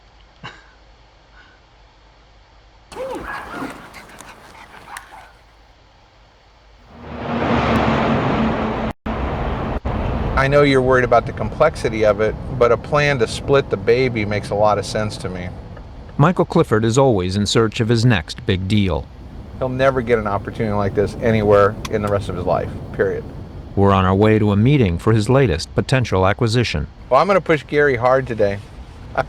We wanted to see what it takes to revive a failing college. Thank you, sir. Call me if you need anything. Thank you. What is it that you do that turns a school from a distressed operation to a successful one? Well, what I feel I do is I bring the 3 M's: money, management, and marketing. Money, management, and marketing. That's what it takes, combined with passion, to turn around the schools. Clifford has found a school in Oakland, California that has fallen on hard times. In your arms, you are my shelter from the storm. Patton University is like many small colleges across the country who have seen their endowments disappear during the recession. President Gary Moncher wants to save Patton, but without an immediate influx of cash, Patton may not make it through the year. Love you more than anything. Patton is at the crossroads. With the economic turndown, we lost almost 50% in our asset. I mean, literally dropped from $10 million equity to $5 million. And the future didn't look very bright. So the question is, are we going to be passive and see what happens, or are we going to try to be proactive? Despite its dire predicament, Patton still has one very valuable... Sorry, this is just a complete divergence, but if these places, if these for-profit colleges are even more expensive up front than the public alternative, how are they better serving compared to like a community college, right? Because I don't think you can make the criticism of like four-year universities of, oh, they're inaccessible to community colleges. Community colleges are great for night classes, stuff like that. If these profit universities, are they just saying there's not a capacity? I guess I guess that's their point, that the community colleges are having to close their doors. That's the point they were making earlier. I guess, but man, it really seems weird that, oh, you know, these community colleges can't expand fast enough, so, you know, we're providing an alternative, but we're like twice as expensive. Like, that seems wild. Are they like twice as expensive on average, or is that I'm not sure? I thought that's what they were saying with. I'm not going to find the goddamn graph, but I remember they were saying that the industry makes a lot more money, but that could just be that there's way more of them. I really don't know. I thought I was talking about the debt that they go into compared to public schools, that they have like as much as like double the debt as like a four-year university and like 5 times as much as like community colleges. Okay. I'm not going to be able to find the graph. I'm not sure. Maybe I guess what they would say is that we're more expensive, but we are the only option because those community colleges are filling up. But man, I would just want more data on that. That doesn't seem. This is the first I've heard of the crisis of community colleges being filled up. Especially because, I mean, community colleges, a lot of these places are like pretty easily accessible. It is not difficult to get into classes, I feel, for them. I mean, just speaking anecdotally, like when my friends are able to like still sign up for classes like 2 days until after classes have started, because of course all these colleges are filled with people who are, you know, going to bend heaven and hell in order to make it so you can get enrolled. I mean, every like school administrator or like office is full of like some secretary that, you know, last day to enroll is ready to help 500 students who showed up the last possible day. You know, just some of the nicest people in the world. Asset. Something called regional accreditation.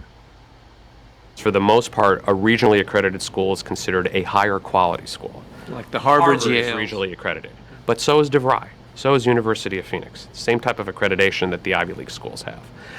So if you can find an underperforming traditional school with regional accreditation, that's a very valuable property. We had to do appraisals on what regional accreditation is worth for Wall Street, and the independent appraisers came up with a number that a school was worth $10 million because it cost $10 million, 10 years, and a 50-50 chance of success to obtain regional accreditation. So that accreditation...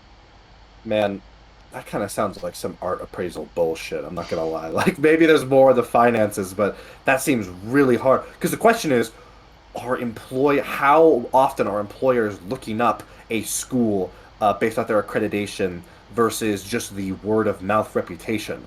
Like, I don't think anyone's like looking up what accreditation Harvard is. It's just the reputation of Harvard. But how does that translate to lower schools, right? Is it possible for lower schools to have that reputation, or are they just like sailing on their accreditation? I feel like Harvard might be an exception just because it has like such a reputation that everybody knows of it. But if you're talking about some university that you know, if you're trying to enroll in some newer online university, I don't know. That's what I'm wondering. Does a business go off of a reputation? Obviously not a reputation like Harvard, but just a reputation of those smaller schools, or do they have no idea?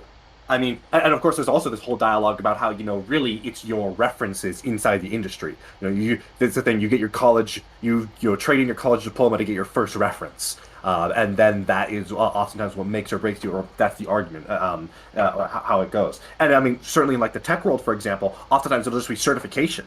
I mean, depending upon where you're at in the tech world, obviously it varies from one place to another, but certification can oftentimes be more important depending upon where you're in. Like, for example, in networking, if you're a CCIA, I mean, like, no one's gonna fucking care what university you went to. When I hear accreditation brought up is when like, if I'm listening to like a fucking hit piece or something, right? It'll be like, this person, says he's a doctor, but really he got his degree from an unaccredited university. It's like that's like the only time I even hear people mention it. Yeah, it definitely feels like there's a baseline to accreditation. I'm just legitimately curious when we talk about the differences in regional accreditation. How does that even actually? It seems like it would be very difficult for these people to have a really good, solid idea of like, oh yeah, so this accreditation does this and that does that. Like, do you really know that, man? I maybe, but I'm very skeptical. Is a very valuable thing. It is. Once you have accreditation, you qualify for the student loan program. Okay. Wow, never And that's mind. what Clifford needs. Okay, that's really big. Accreditation is the key to unlocking federal financial aid funds.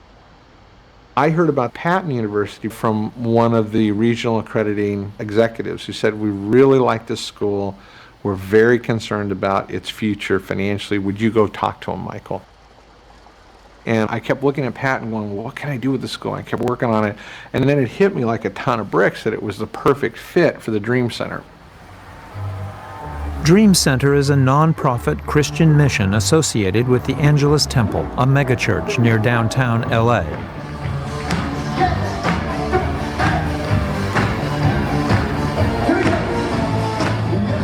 Since its founding in 1994, the Dream Center has been a hit with Christian teenagers from across Southern California.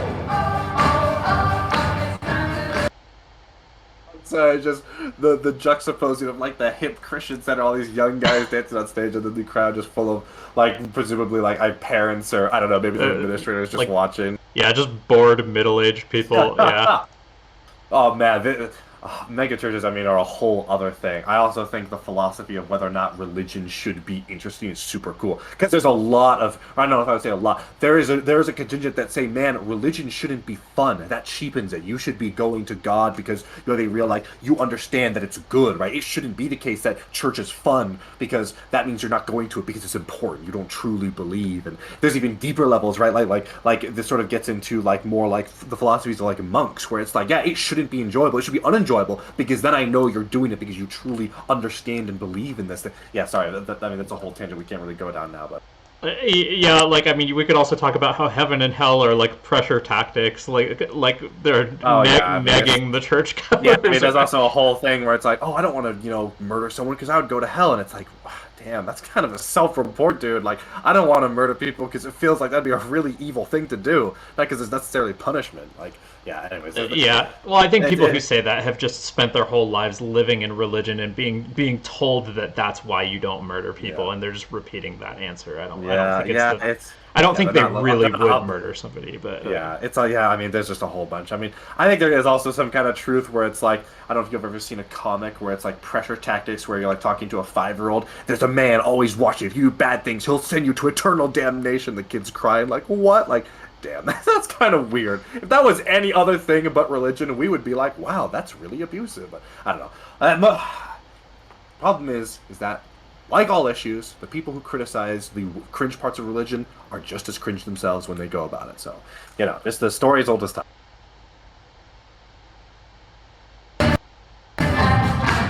Michael Clifford is on its board of directors. The Dream Center is housed in a former hospital that acts as a 24-hour rehab facility and shelter for ex-convicts, drug addicts, and prostitutes. Oh, wow, good for them. Holy shit. But if Clifford can make his deal with Patton, Dream Center will also include a fully accredited Dream Center college. We are now now in process of working towards this fall launching Dream Center College because of Michael's hard work over the last. If we take a prostitute off the street or an ex-Crips or Bloods member, we bring them into our programs and we start an education process. Let me make sure I understand. So the gang member, the former gang member or prostitute or whoever it is that comes to you, a homeless person, can get a college loan for an education. Absolutely.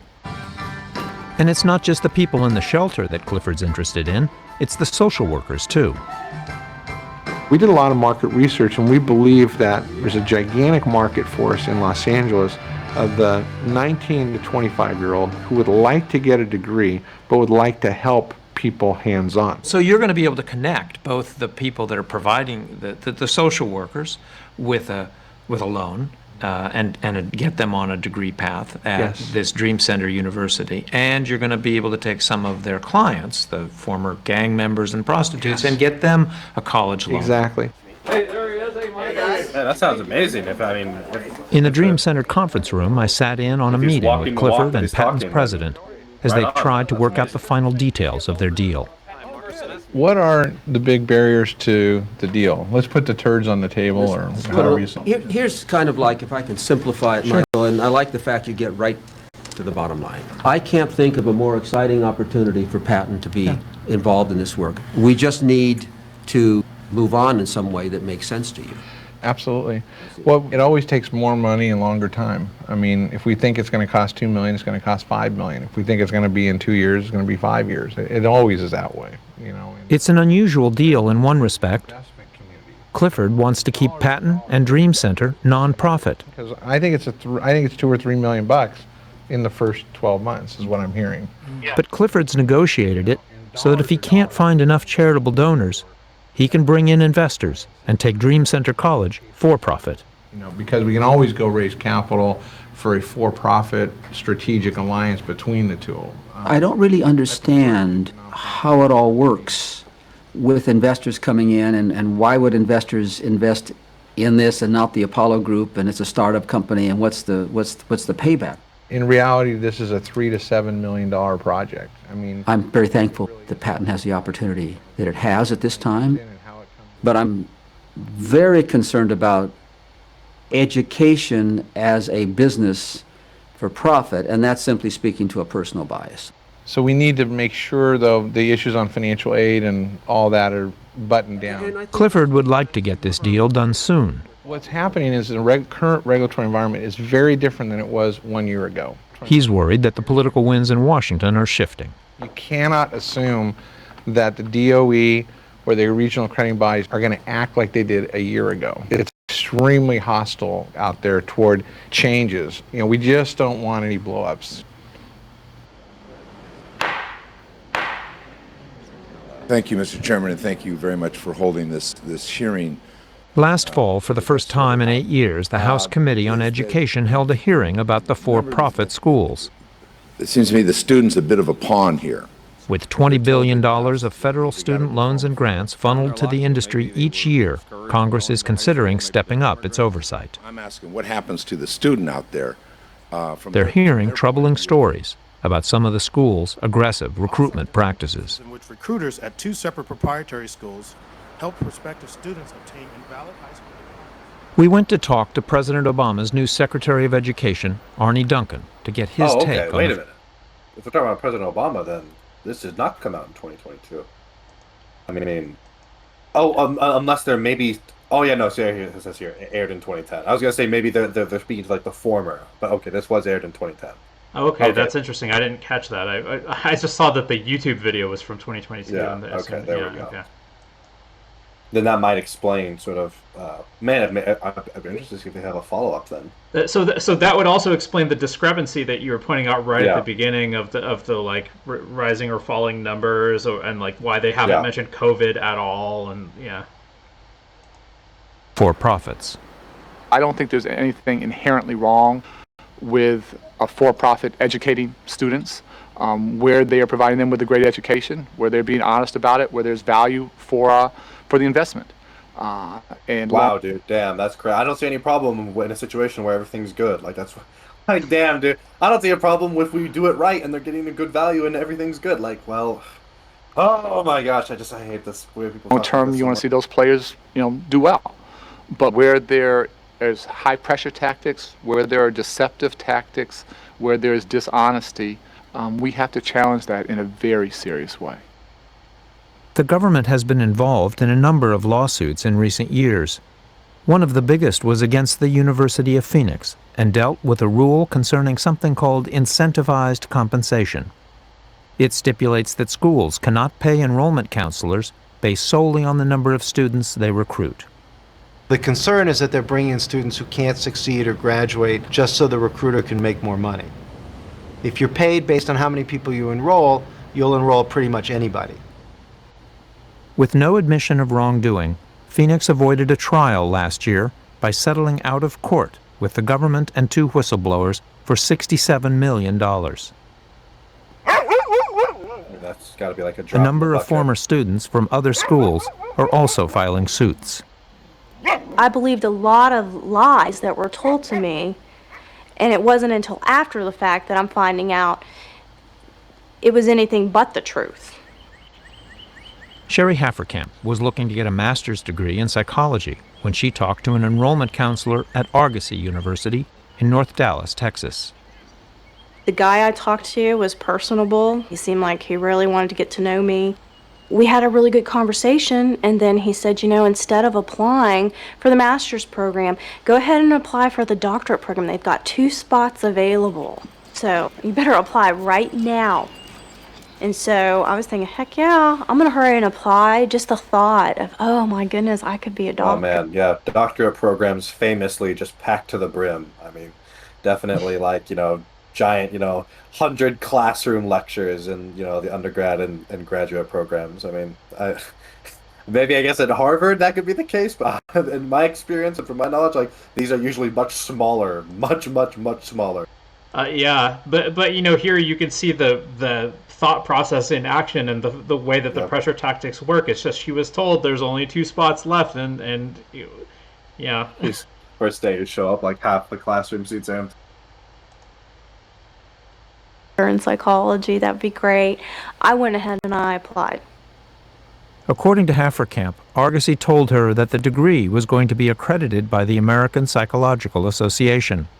They told me that I had nothing to worry about, and the only reason why we're not APA accredited is because we are new to the Dallas area. In fact, Argosy Dallas never did obtain APA accreditation. Hafferkamp has now joined with 17 other former Argosy students and filed a lawsuit claiming she was defrauded. Man, if you don't, I guess, to be fair, I don't know. Man, I'd love to ask, someone who knows exactly what the accreditation in psychology is. But the APA, that's the American Psychiatric Association, that seems like, the most important one. I feel like you're telling me, okay, well, my drug isn't approved by the FDA. It's like, that's the one that matters, man. I almost question if you should even be able to have a degree program like this if you don't have that kind of accreditation. Right? Because that just seems like you're begging to, just fool people if you don't actually have, the only thing that matters. Yeah, and the idea that you only don't have it because it's new, it's oh man. In a letter to my snake Frontline, oil is Argosy's new on the parent market. That's why it's not approved by the FDA. It's gonna go to the moon. Don't you worry. Company EDMC says Argosy Dallas continues to aspire to APA accreditation and rejects any charges of fraud. Hafferkamp has I'm since gonna hit the moved to gym Maryland, this year, guys. Don't worry. where she can't hang a shingle without an Gonna be ripped. APA accredited degree. I really am at a dead end. I don't know which way to go, and the student loans are going to keep mounting and mounting and mounting. Hafferkamp is now sinking in over $100,000 of federal student loans. This debt is almost impossible to escape. If you default on a federal student loan, you will be hounded for life. Barmak Nasirian is a Washington representative of traditional colleges. It is the most collectible kind of debt there is. It is non-dischargeable in bankruptcy. They will garnish your wages. They will intercept your tax refunds. They will sue you in court. There is you become ineligible for federal employment. You become. This is another thing that I'm much more in favor of re-examining as opposed to just blanket forgiving student loan.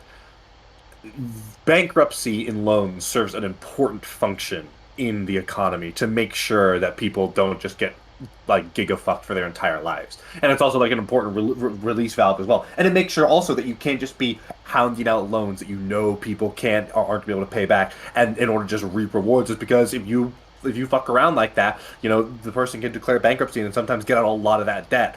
I have yet to hear a super good argument as to why we should keep student loans like this, aside from just potentially how catastrophic it could be for the government. But I also just don't really believe that. I mean, guys, we're the United States of America, okay? We got a lot of fucking money, okay? Most of the problems with our programs in this country is not a money problem. It's a bureaucracy and management program, or a bureaucracy and management problem. I'd actually be really curious what the argument is for keeping it like this, because it just seems really kind of fucked up.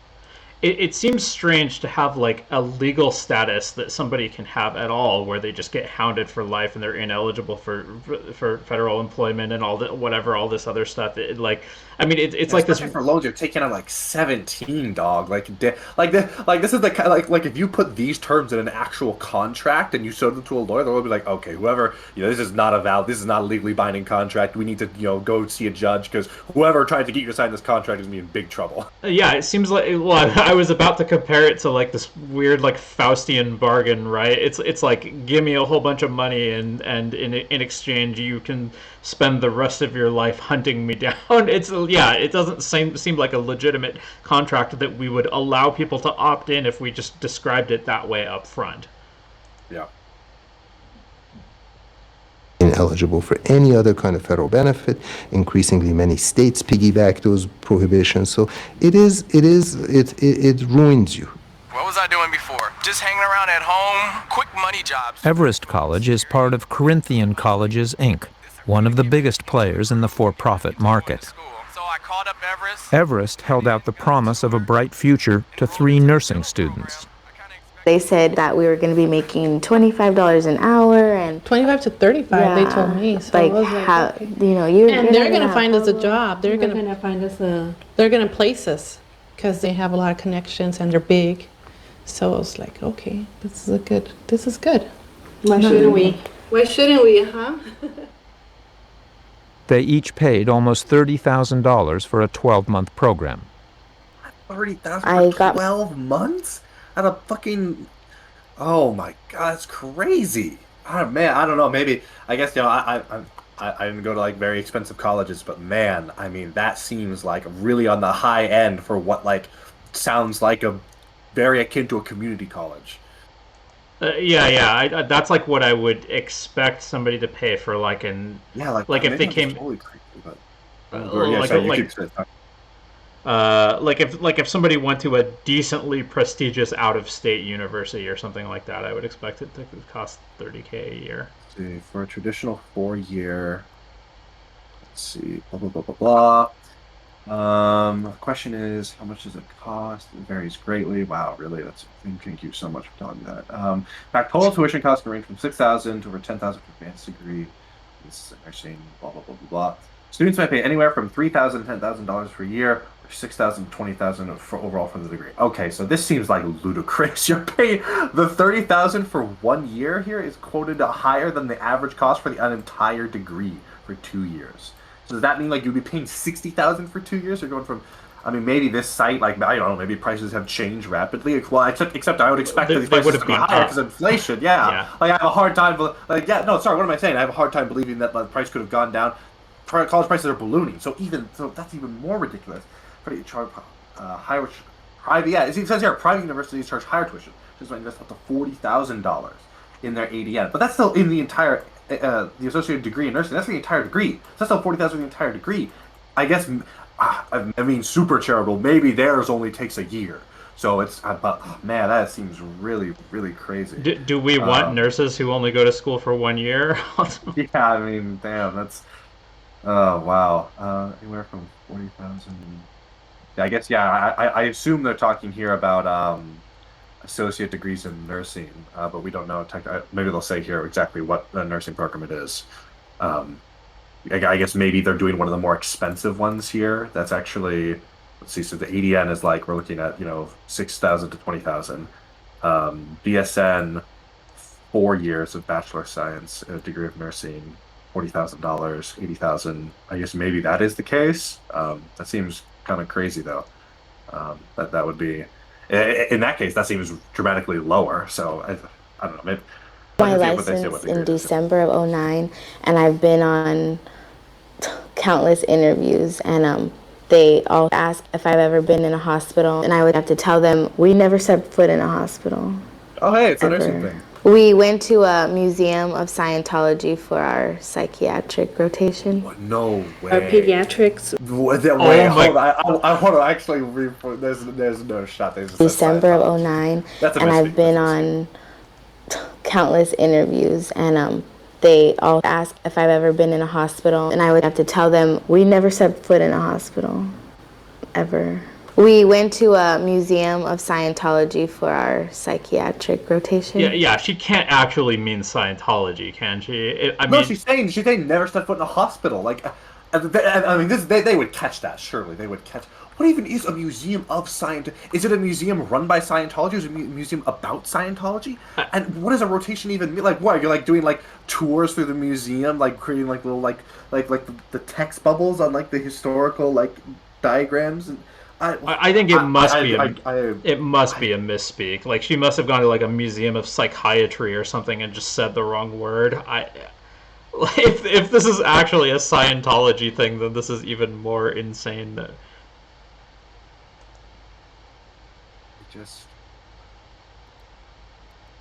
Oh, hold on. I think this is it. I think this is PBS is talking about this. I got a license. Yeah, this is just. I mean, it says Scientology here as well. I think they're just literally quoting the thing. Yeah, they're just quoting what she said. I think she must be mistaken. I mean, I guess there's a chance that it really was a museum of Scientology, but I don't know. It's like I feel like this is so ridiculous it can't be real, but like I don't think this is a misspeak. I'm just amazed. Is there another thing called Scientology? Is this like an orange situation? Like, surely not. Well, I don't think there is. Scientology disambiguation on Wikipedia? Like I've heard people misuse the word though before when they're just trying to talk about something else and then they say Scientology, like not understanding that they're referring to this like. Okay, no, this is just the books.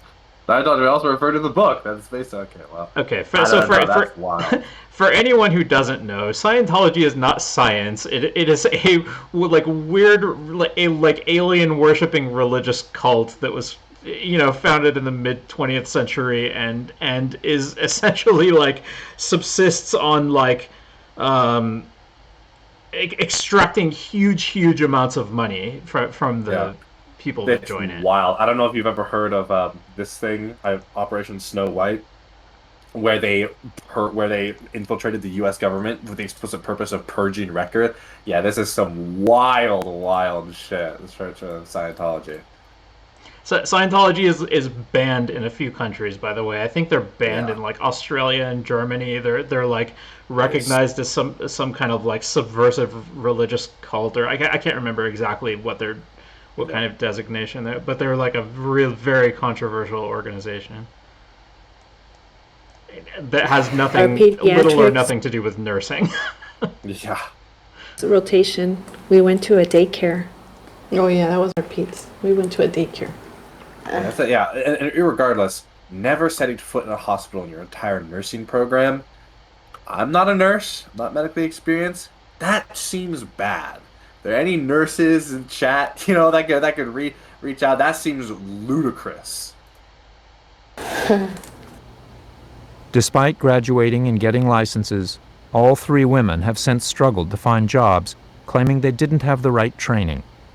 Yeah, I'm just wondering what exactly is the licensing look like, in terms of like the importance to your job? Because from what they're saying, like it sounds like the licensing really doesn't matter that much, or it's like the foundation, like you need it, but it's not enough on its own. I'd be really curious to see a breakdown on that type of stuff as to like whether or not like the accreditation and the licensing you're getting, like what even is that licensing process? Is that considered like, only one of the building blocks to, yeah, that's what it sounds like based off of this. I would really like to see a more thorough breakdown on what the like accreditation and certification process is for nursing, typically. In fact, they were given no practical experience in hospitals, as they say they were promised, only in nursing homes and health clinics. We asked Corinthian colleges about this.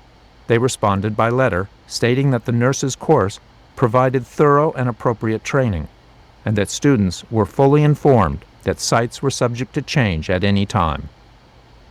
The women want their money back, Sounds and like a along very with 10 polite others in their fuck class off. are considering a lawsuit. Let me ask you about these nursing students at Corinthian. We talked about the nurses with Harris Miller. They have $30,000 in debt. Right. What can they do? Well, the government can basically wipe that out. I mean, the government has the ability to, if these allegations are correct and these students were misled, the government can do a lot of things if they're true. We asked Secretary Duncan about the nurses' claims and what Miller had said. And he said, if they determine that the allegations are correct, the government can wipe out their debt. Is that true? I don't know if we have the ability to wipe out their debt. And again, that's the wrong answer. The right answer is to stop that bad practice. Well, clearly that would be a good idea to stop that. But I mean, I was surprised to hear from the chief lobbyist to sort of pass this off and say, well, the government can wipe that out. You can't wipe that out. No, sir. We are very concerned about the amount of debt that students are taking on. Yeah, I think it's the case that the Department of Education might not have the authority to do that on their own. Like they would need to like go through like a chain. It also is the case, man. God, the federal government is so fucking complicated with the way that like authorities are handling stuff. But yeah, I think what that secretary is probably talking about is that he, as Secretary of Education, can't do that. He would need to go to like the president and have his authority as the head of the executive branch to go do that, and like talk to the Secretary of the Treasury and stuff like that. So, do you know off the top of your head what was the scope of the recent like Biden thing that he did? It was, I believe, $10,000 to all student debt holders, and an additional making under like I think it was like $100,000 or $200,000, and then it was an additional 10% to recipients of Pell Grants that met that same condition. Or maybe I think it might have been 20,000. I'm not sure. It was either 10 or 20. Whether that be federal student loans as well as private Gee, loans. I'm such a fucking idiot. I'm just gonna look it up instead of just talking about my head.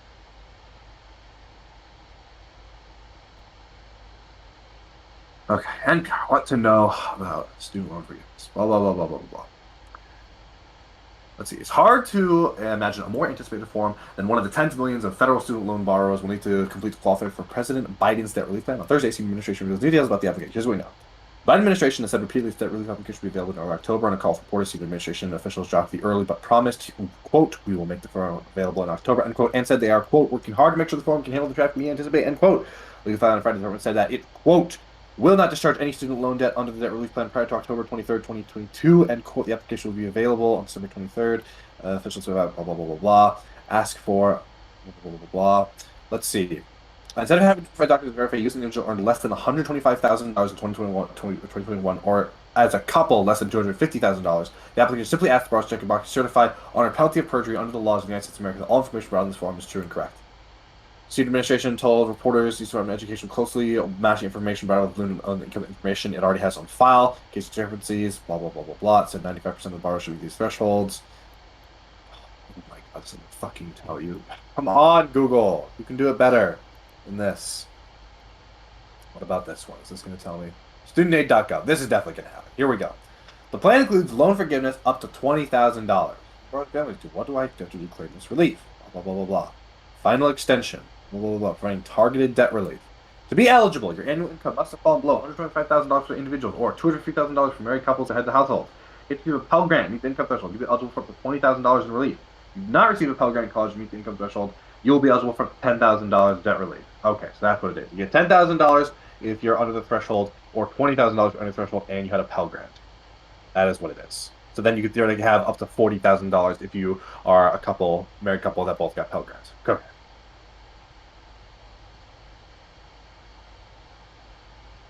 Student debt is a big concern in Congress today, conjuring fears of a looming default crisis, reminiscent of the subprime mortgage debacle. It's not a small matter. Outstanding student loans across all college sectors are roughly equal to America's total credit card debt, about $750 billion.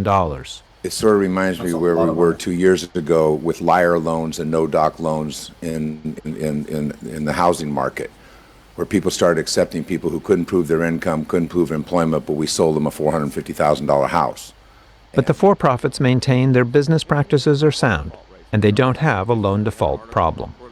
It's also the case that ultimately if these loans default, no company's going to fail because the U.S. federal government can just take it like a fucking champ.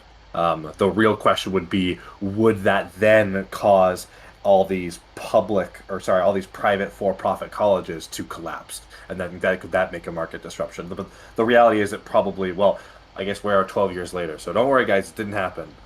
But I guess the other big thing is that it's not financial institutions collapsing, which are critical to a whole host of industries, right? It's not like, when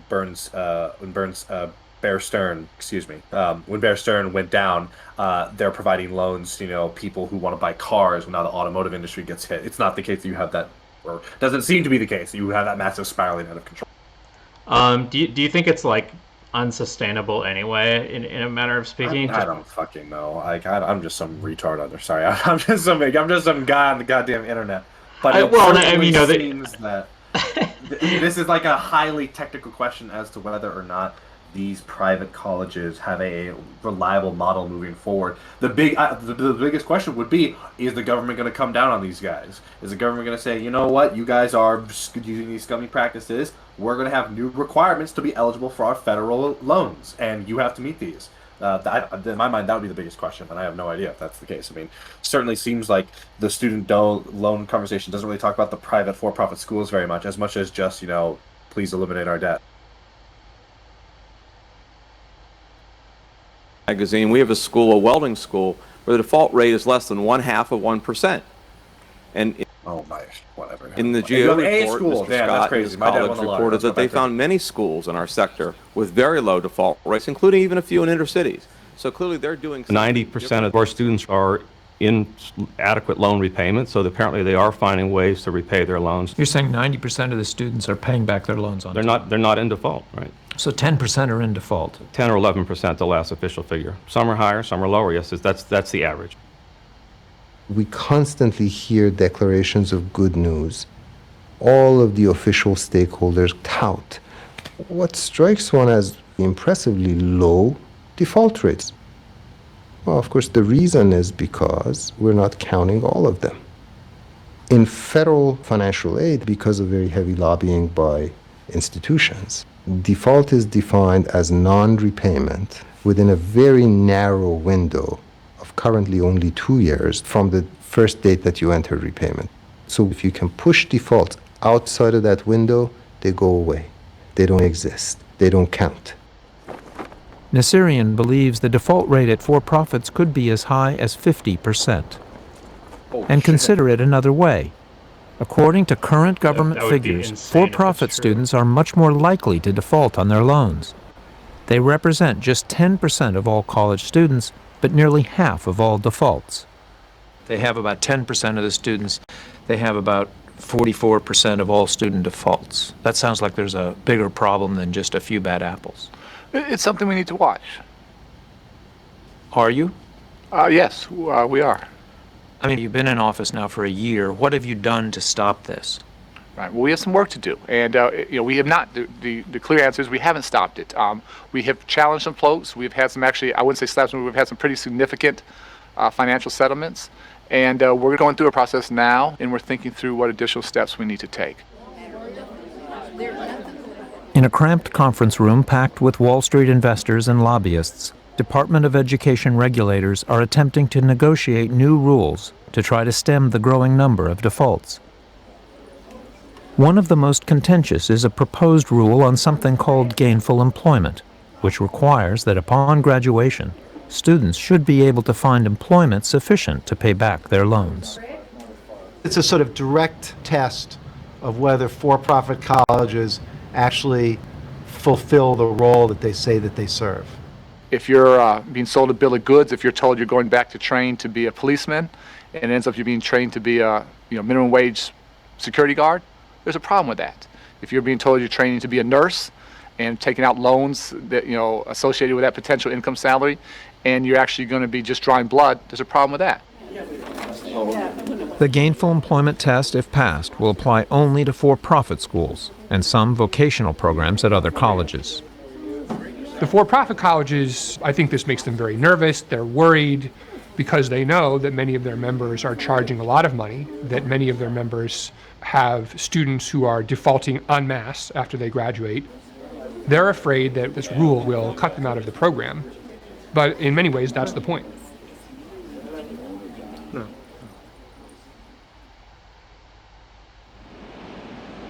Yeah, exactly.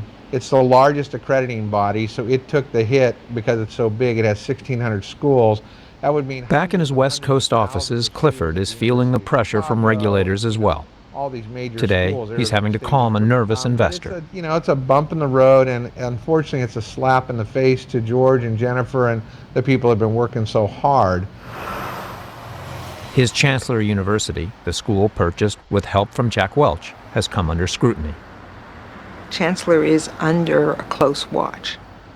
When we see a problematic institution being acquired and being changed, we put it on a very short leash. Sylvia Manning is the new president of the Higher Learning Commission, the regional accreditor that oversees Chancellor. Under her leadership, the commission is taking a harder stance against accreditation buying. We've elevated the scrutiny tremendously. It is really inappropriate for accreditation to be purchased the way, a taxi license can be purchased. Every so often, an institution can't or won't measure up, and accreditation is withdrawn. For Jack Welch, this is just the price of doing business. We're not going to stop educating people because we're afraid of some bureaucrat nailing us with an I and a dotted I and a crossed T. There's always a risk. You can't be afraid to go into a business because of regulation risk.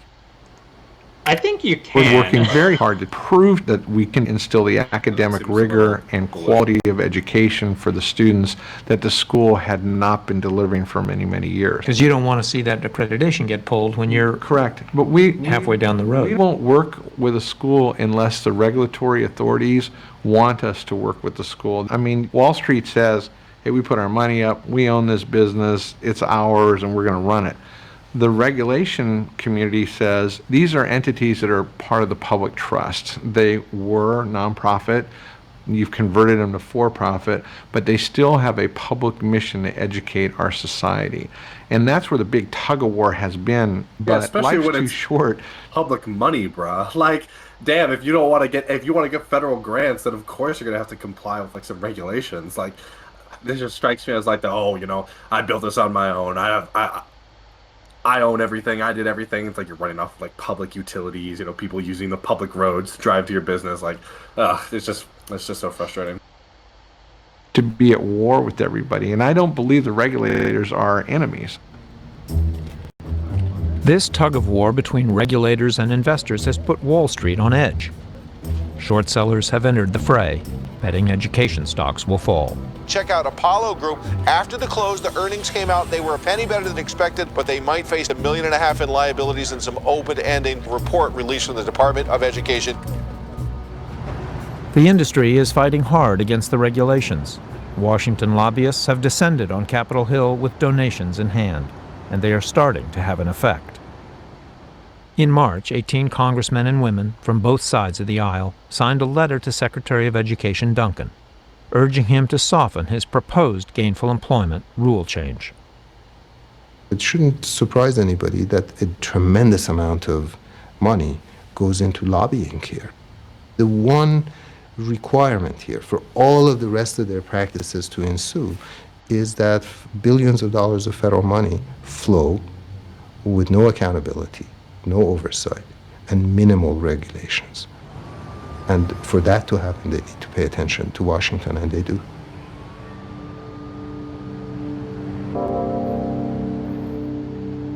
Every American will need to get more than a high school diploma. And by 2020, America will once again have the highest proportion of college graduates in the world. Soon after he took office, President Obama pledged as much as $12 billion to expand America's community colleges. This year, after a fierce debate in Congress, the amount was slashed to just $2 billion. It appears that if the president wants to get more Americans to go back to school, he's going to need the for-profit sector. The Obama administration realizes that the for-profit colleges are going to have to continue to grow in order for the administration to meet its college graduation goals. They're almost getting to the point where they're too big to fail. There'd just be too many students left out on the street with nowhere to go. What happens to these students? Where do they go next? They're certainly not going to go to the community colleges.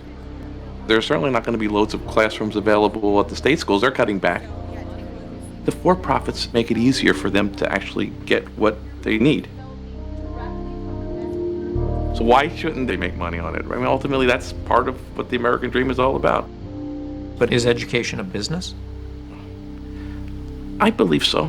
Listen, I'm happy that there are places in the world where people sit down and think. We need that. But that's very expensive. And not everybody can do that. And so for the vast majority of folks who don't get that privilege, then I think it's a business. Just last week, a senior Department of Education official promised more scrutiny of for-profit schools. Their stocks fell. But in Los Angeles, Michael Clifford's Dream Center College is accepting students for the fall of 2010.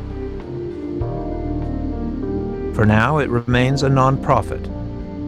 A plan to build a for-profit online program has not been finalized. Meanwhile, Clifford's busy expanding Inter-American College. He's renamed it United States University. Hello? Oh, I'm right in the middle of a meeting, but you're so important, I had to drop everything. Very difficult, and they want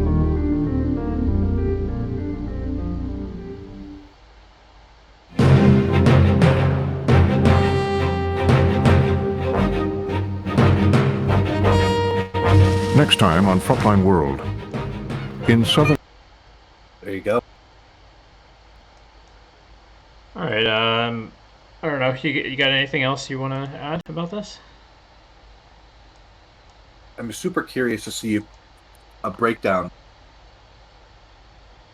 on the ability for community colleges to sort of solve for this gap that supposedly they can.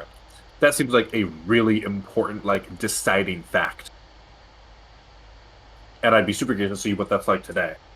And when you say the gap, you're talking about the like affordability gap. Is that where you're? Well, maybe whatever gap they were referring to. I thought it was like a capacity thing. Oh, right. That they're saying.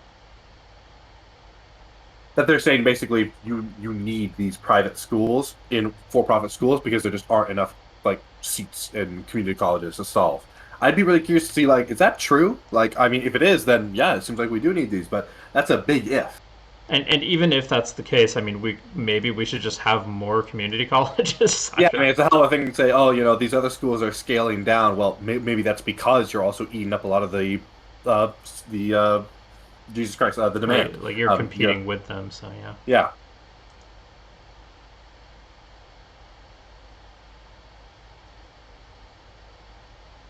Yeah, I'm just like curious. Now this is just gonna be like about, but I'm just wondering like No, I'm not going to find anything just off the top. But yeah, I would just be really curious to see that. And also, I wonder what's changed from when this aired in 2010 versus now. If we still have this nearly as big of a problem. Obviously, the student debt crisis has become a much bigger point of like public discussion now than it was then. Yeah, maybe we should follow up on this sometime if if I can find like a newer source on it. Yeah. Yeah, maybe they themselves did somewhere. Yeah. Okay. Well, I guess we are done with this documentary. You want to shout yourself out? Yeah. What's up, guys? My name is Flowtrace. Check me out at twitch.tv/Flowtrace, twitter.com/Flowtrace_, and I am here most Wednesdays on the Cricket Style J Show. All right. Thank you very much for joining me. It's always a good time having you here, and I'm going to be raiding out momentarily. So see you next week. See ya.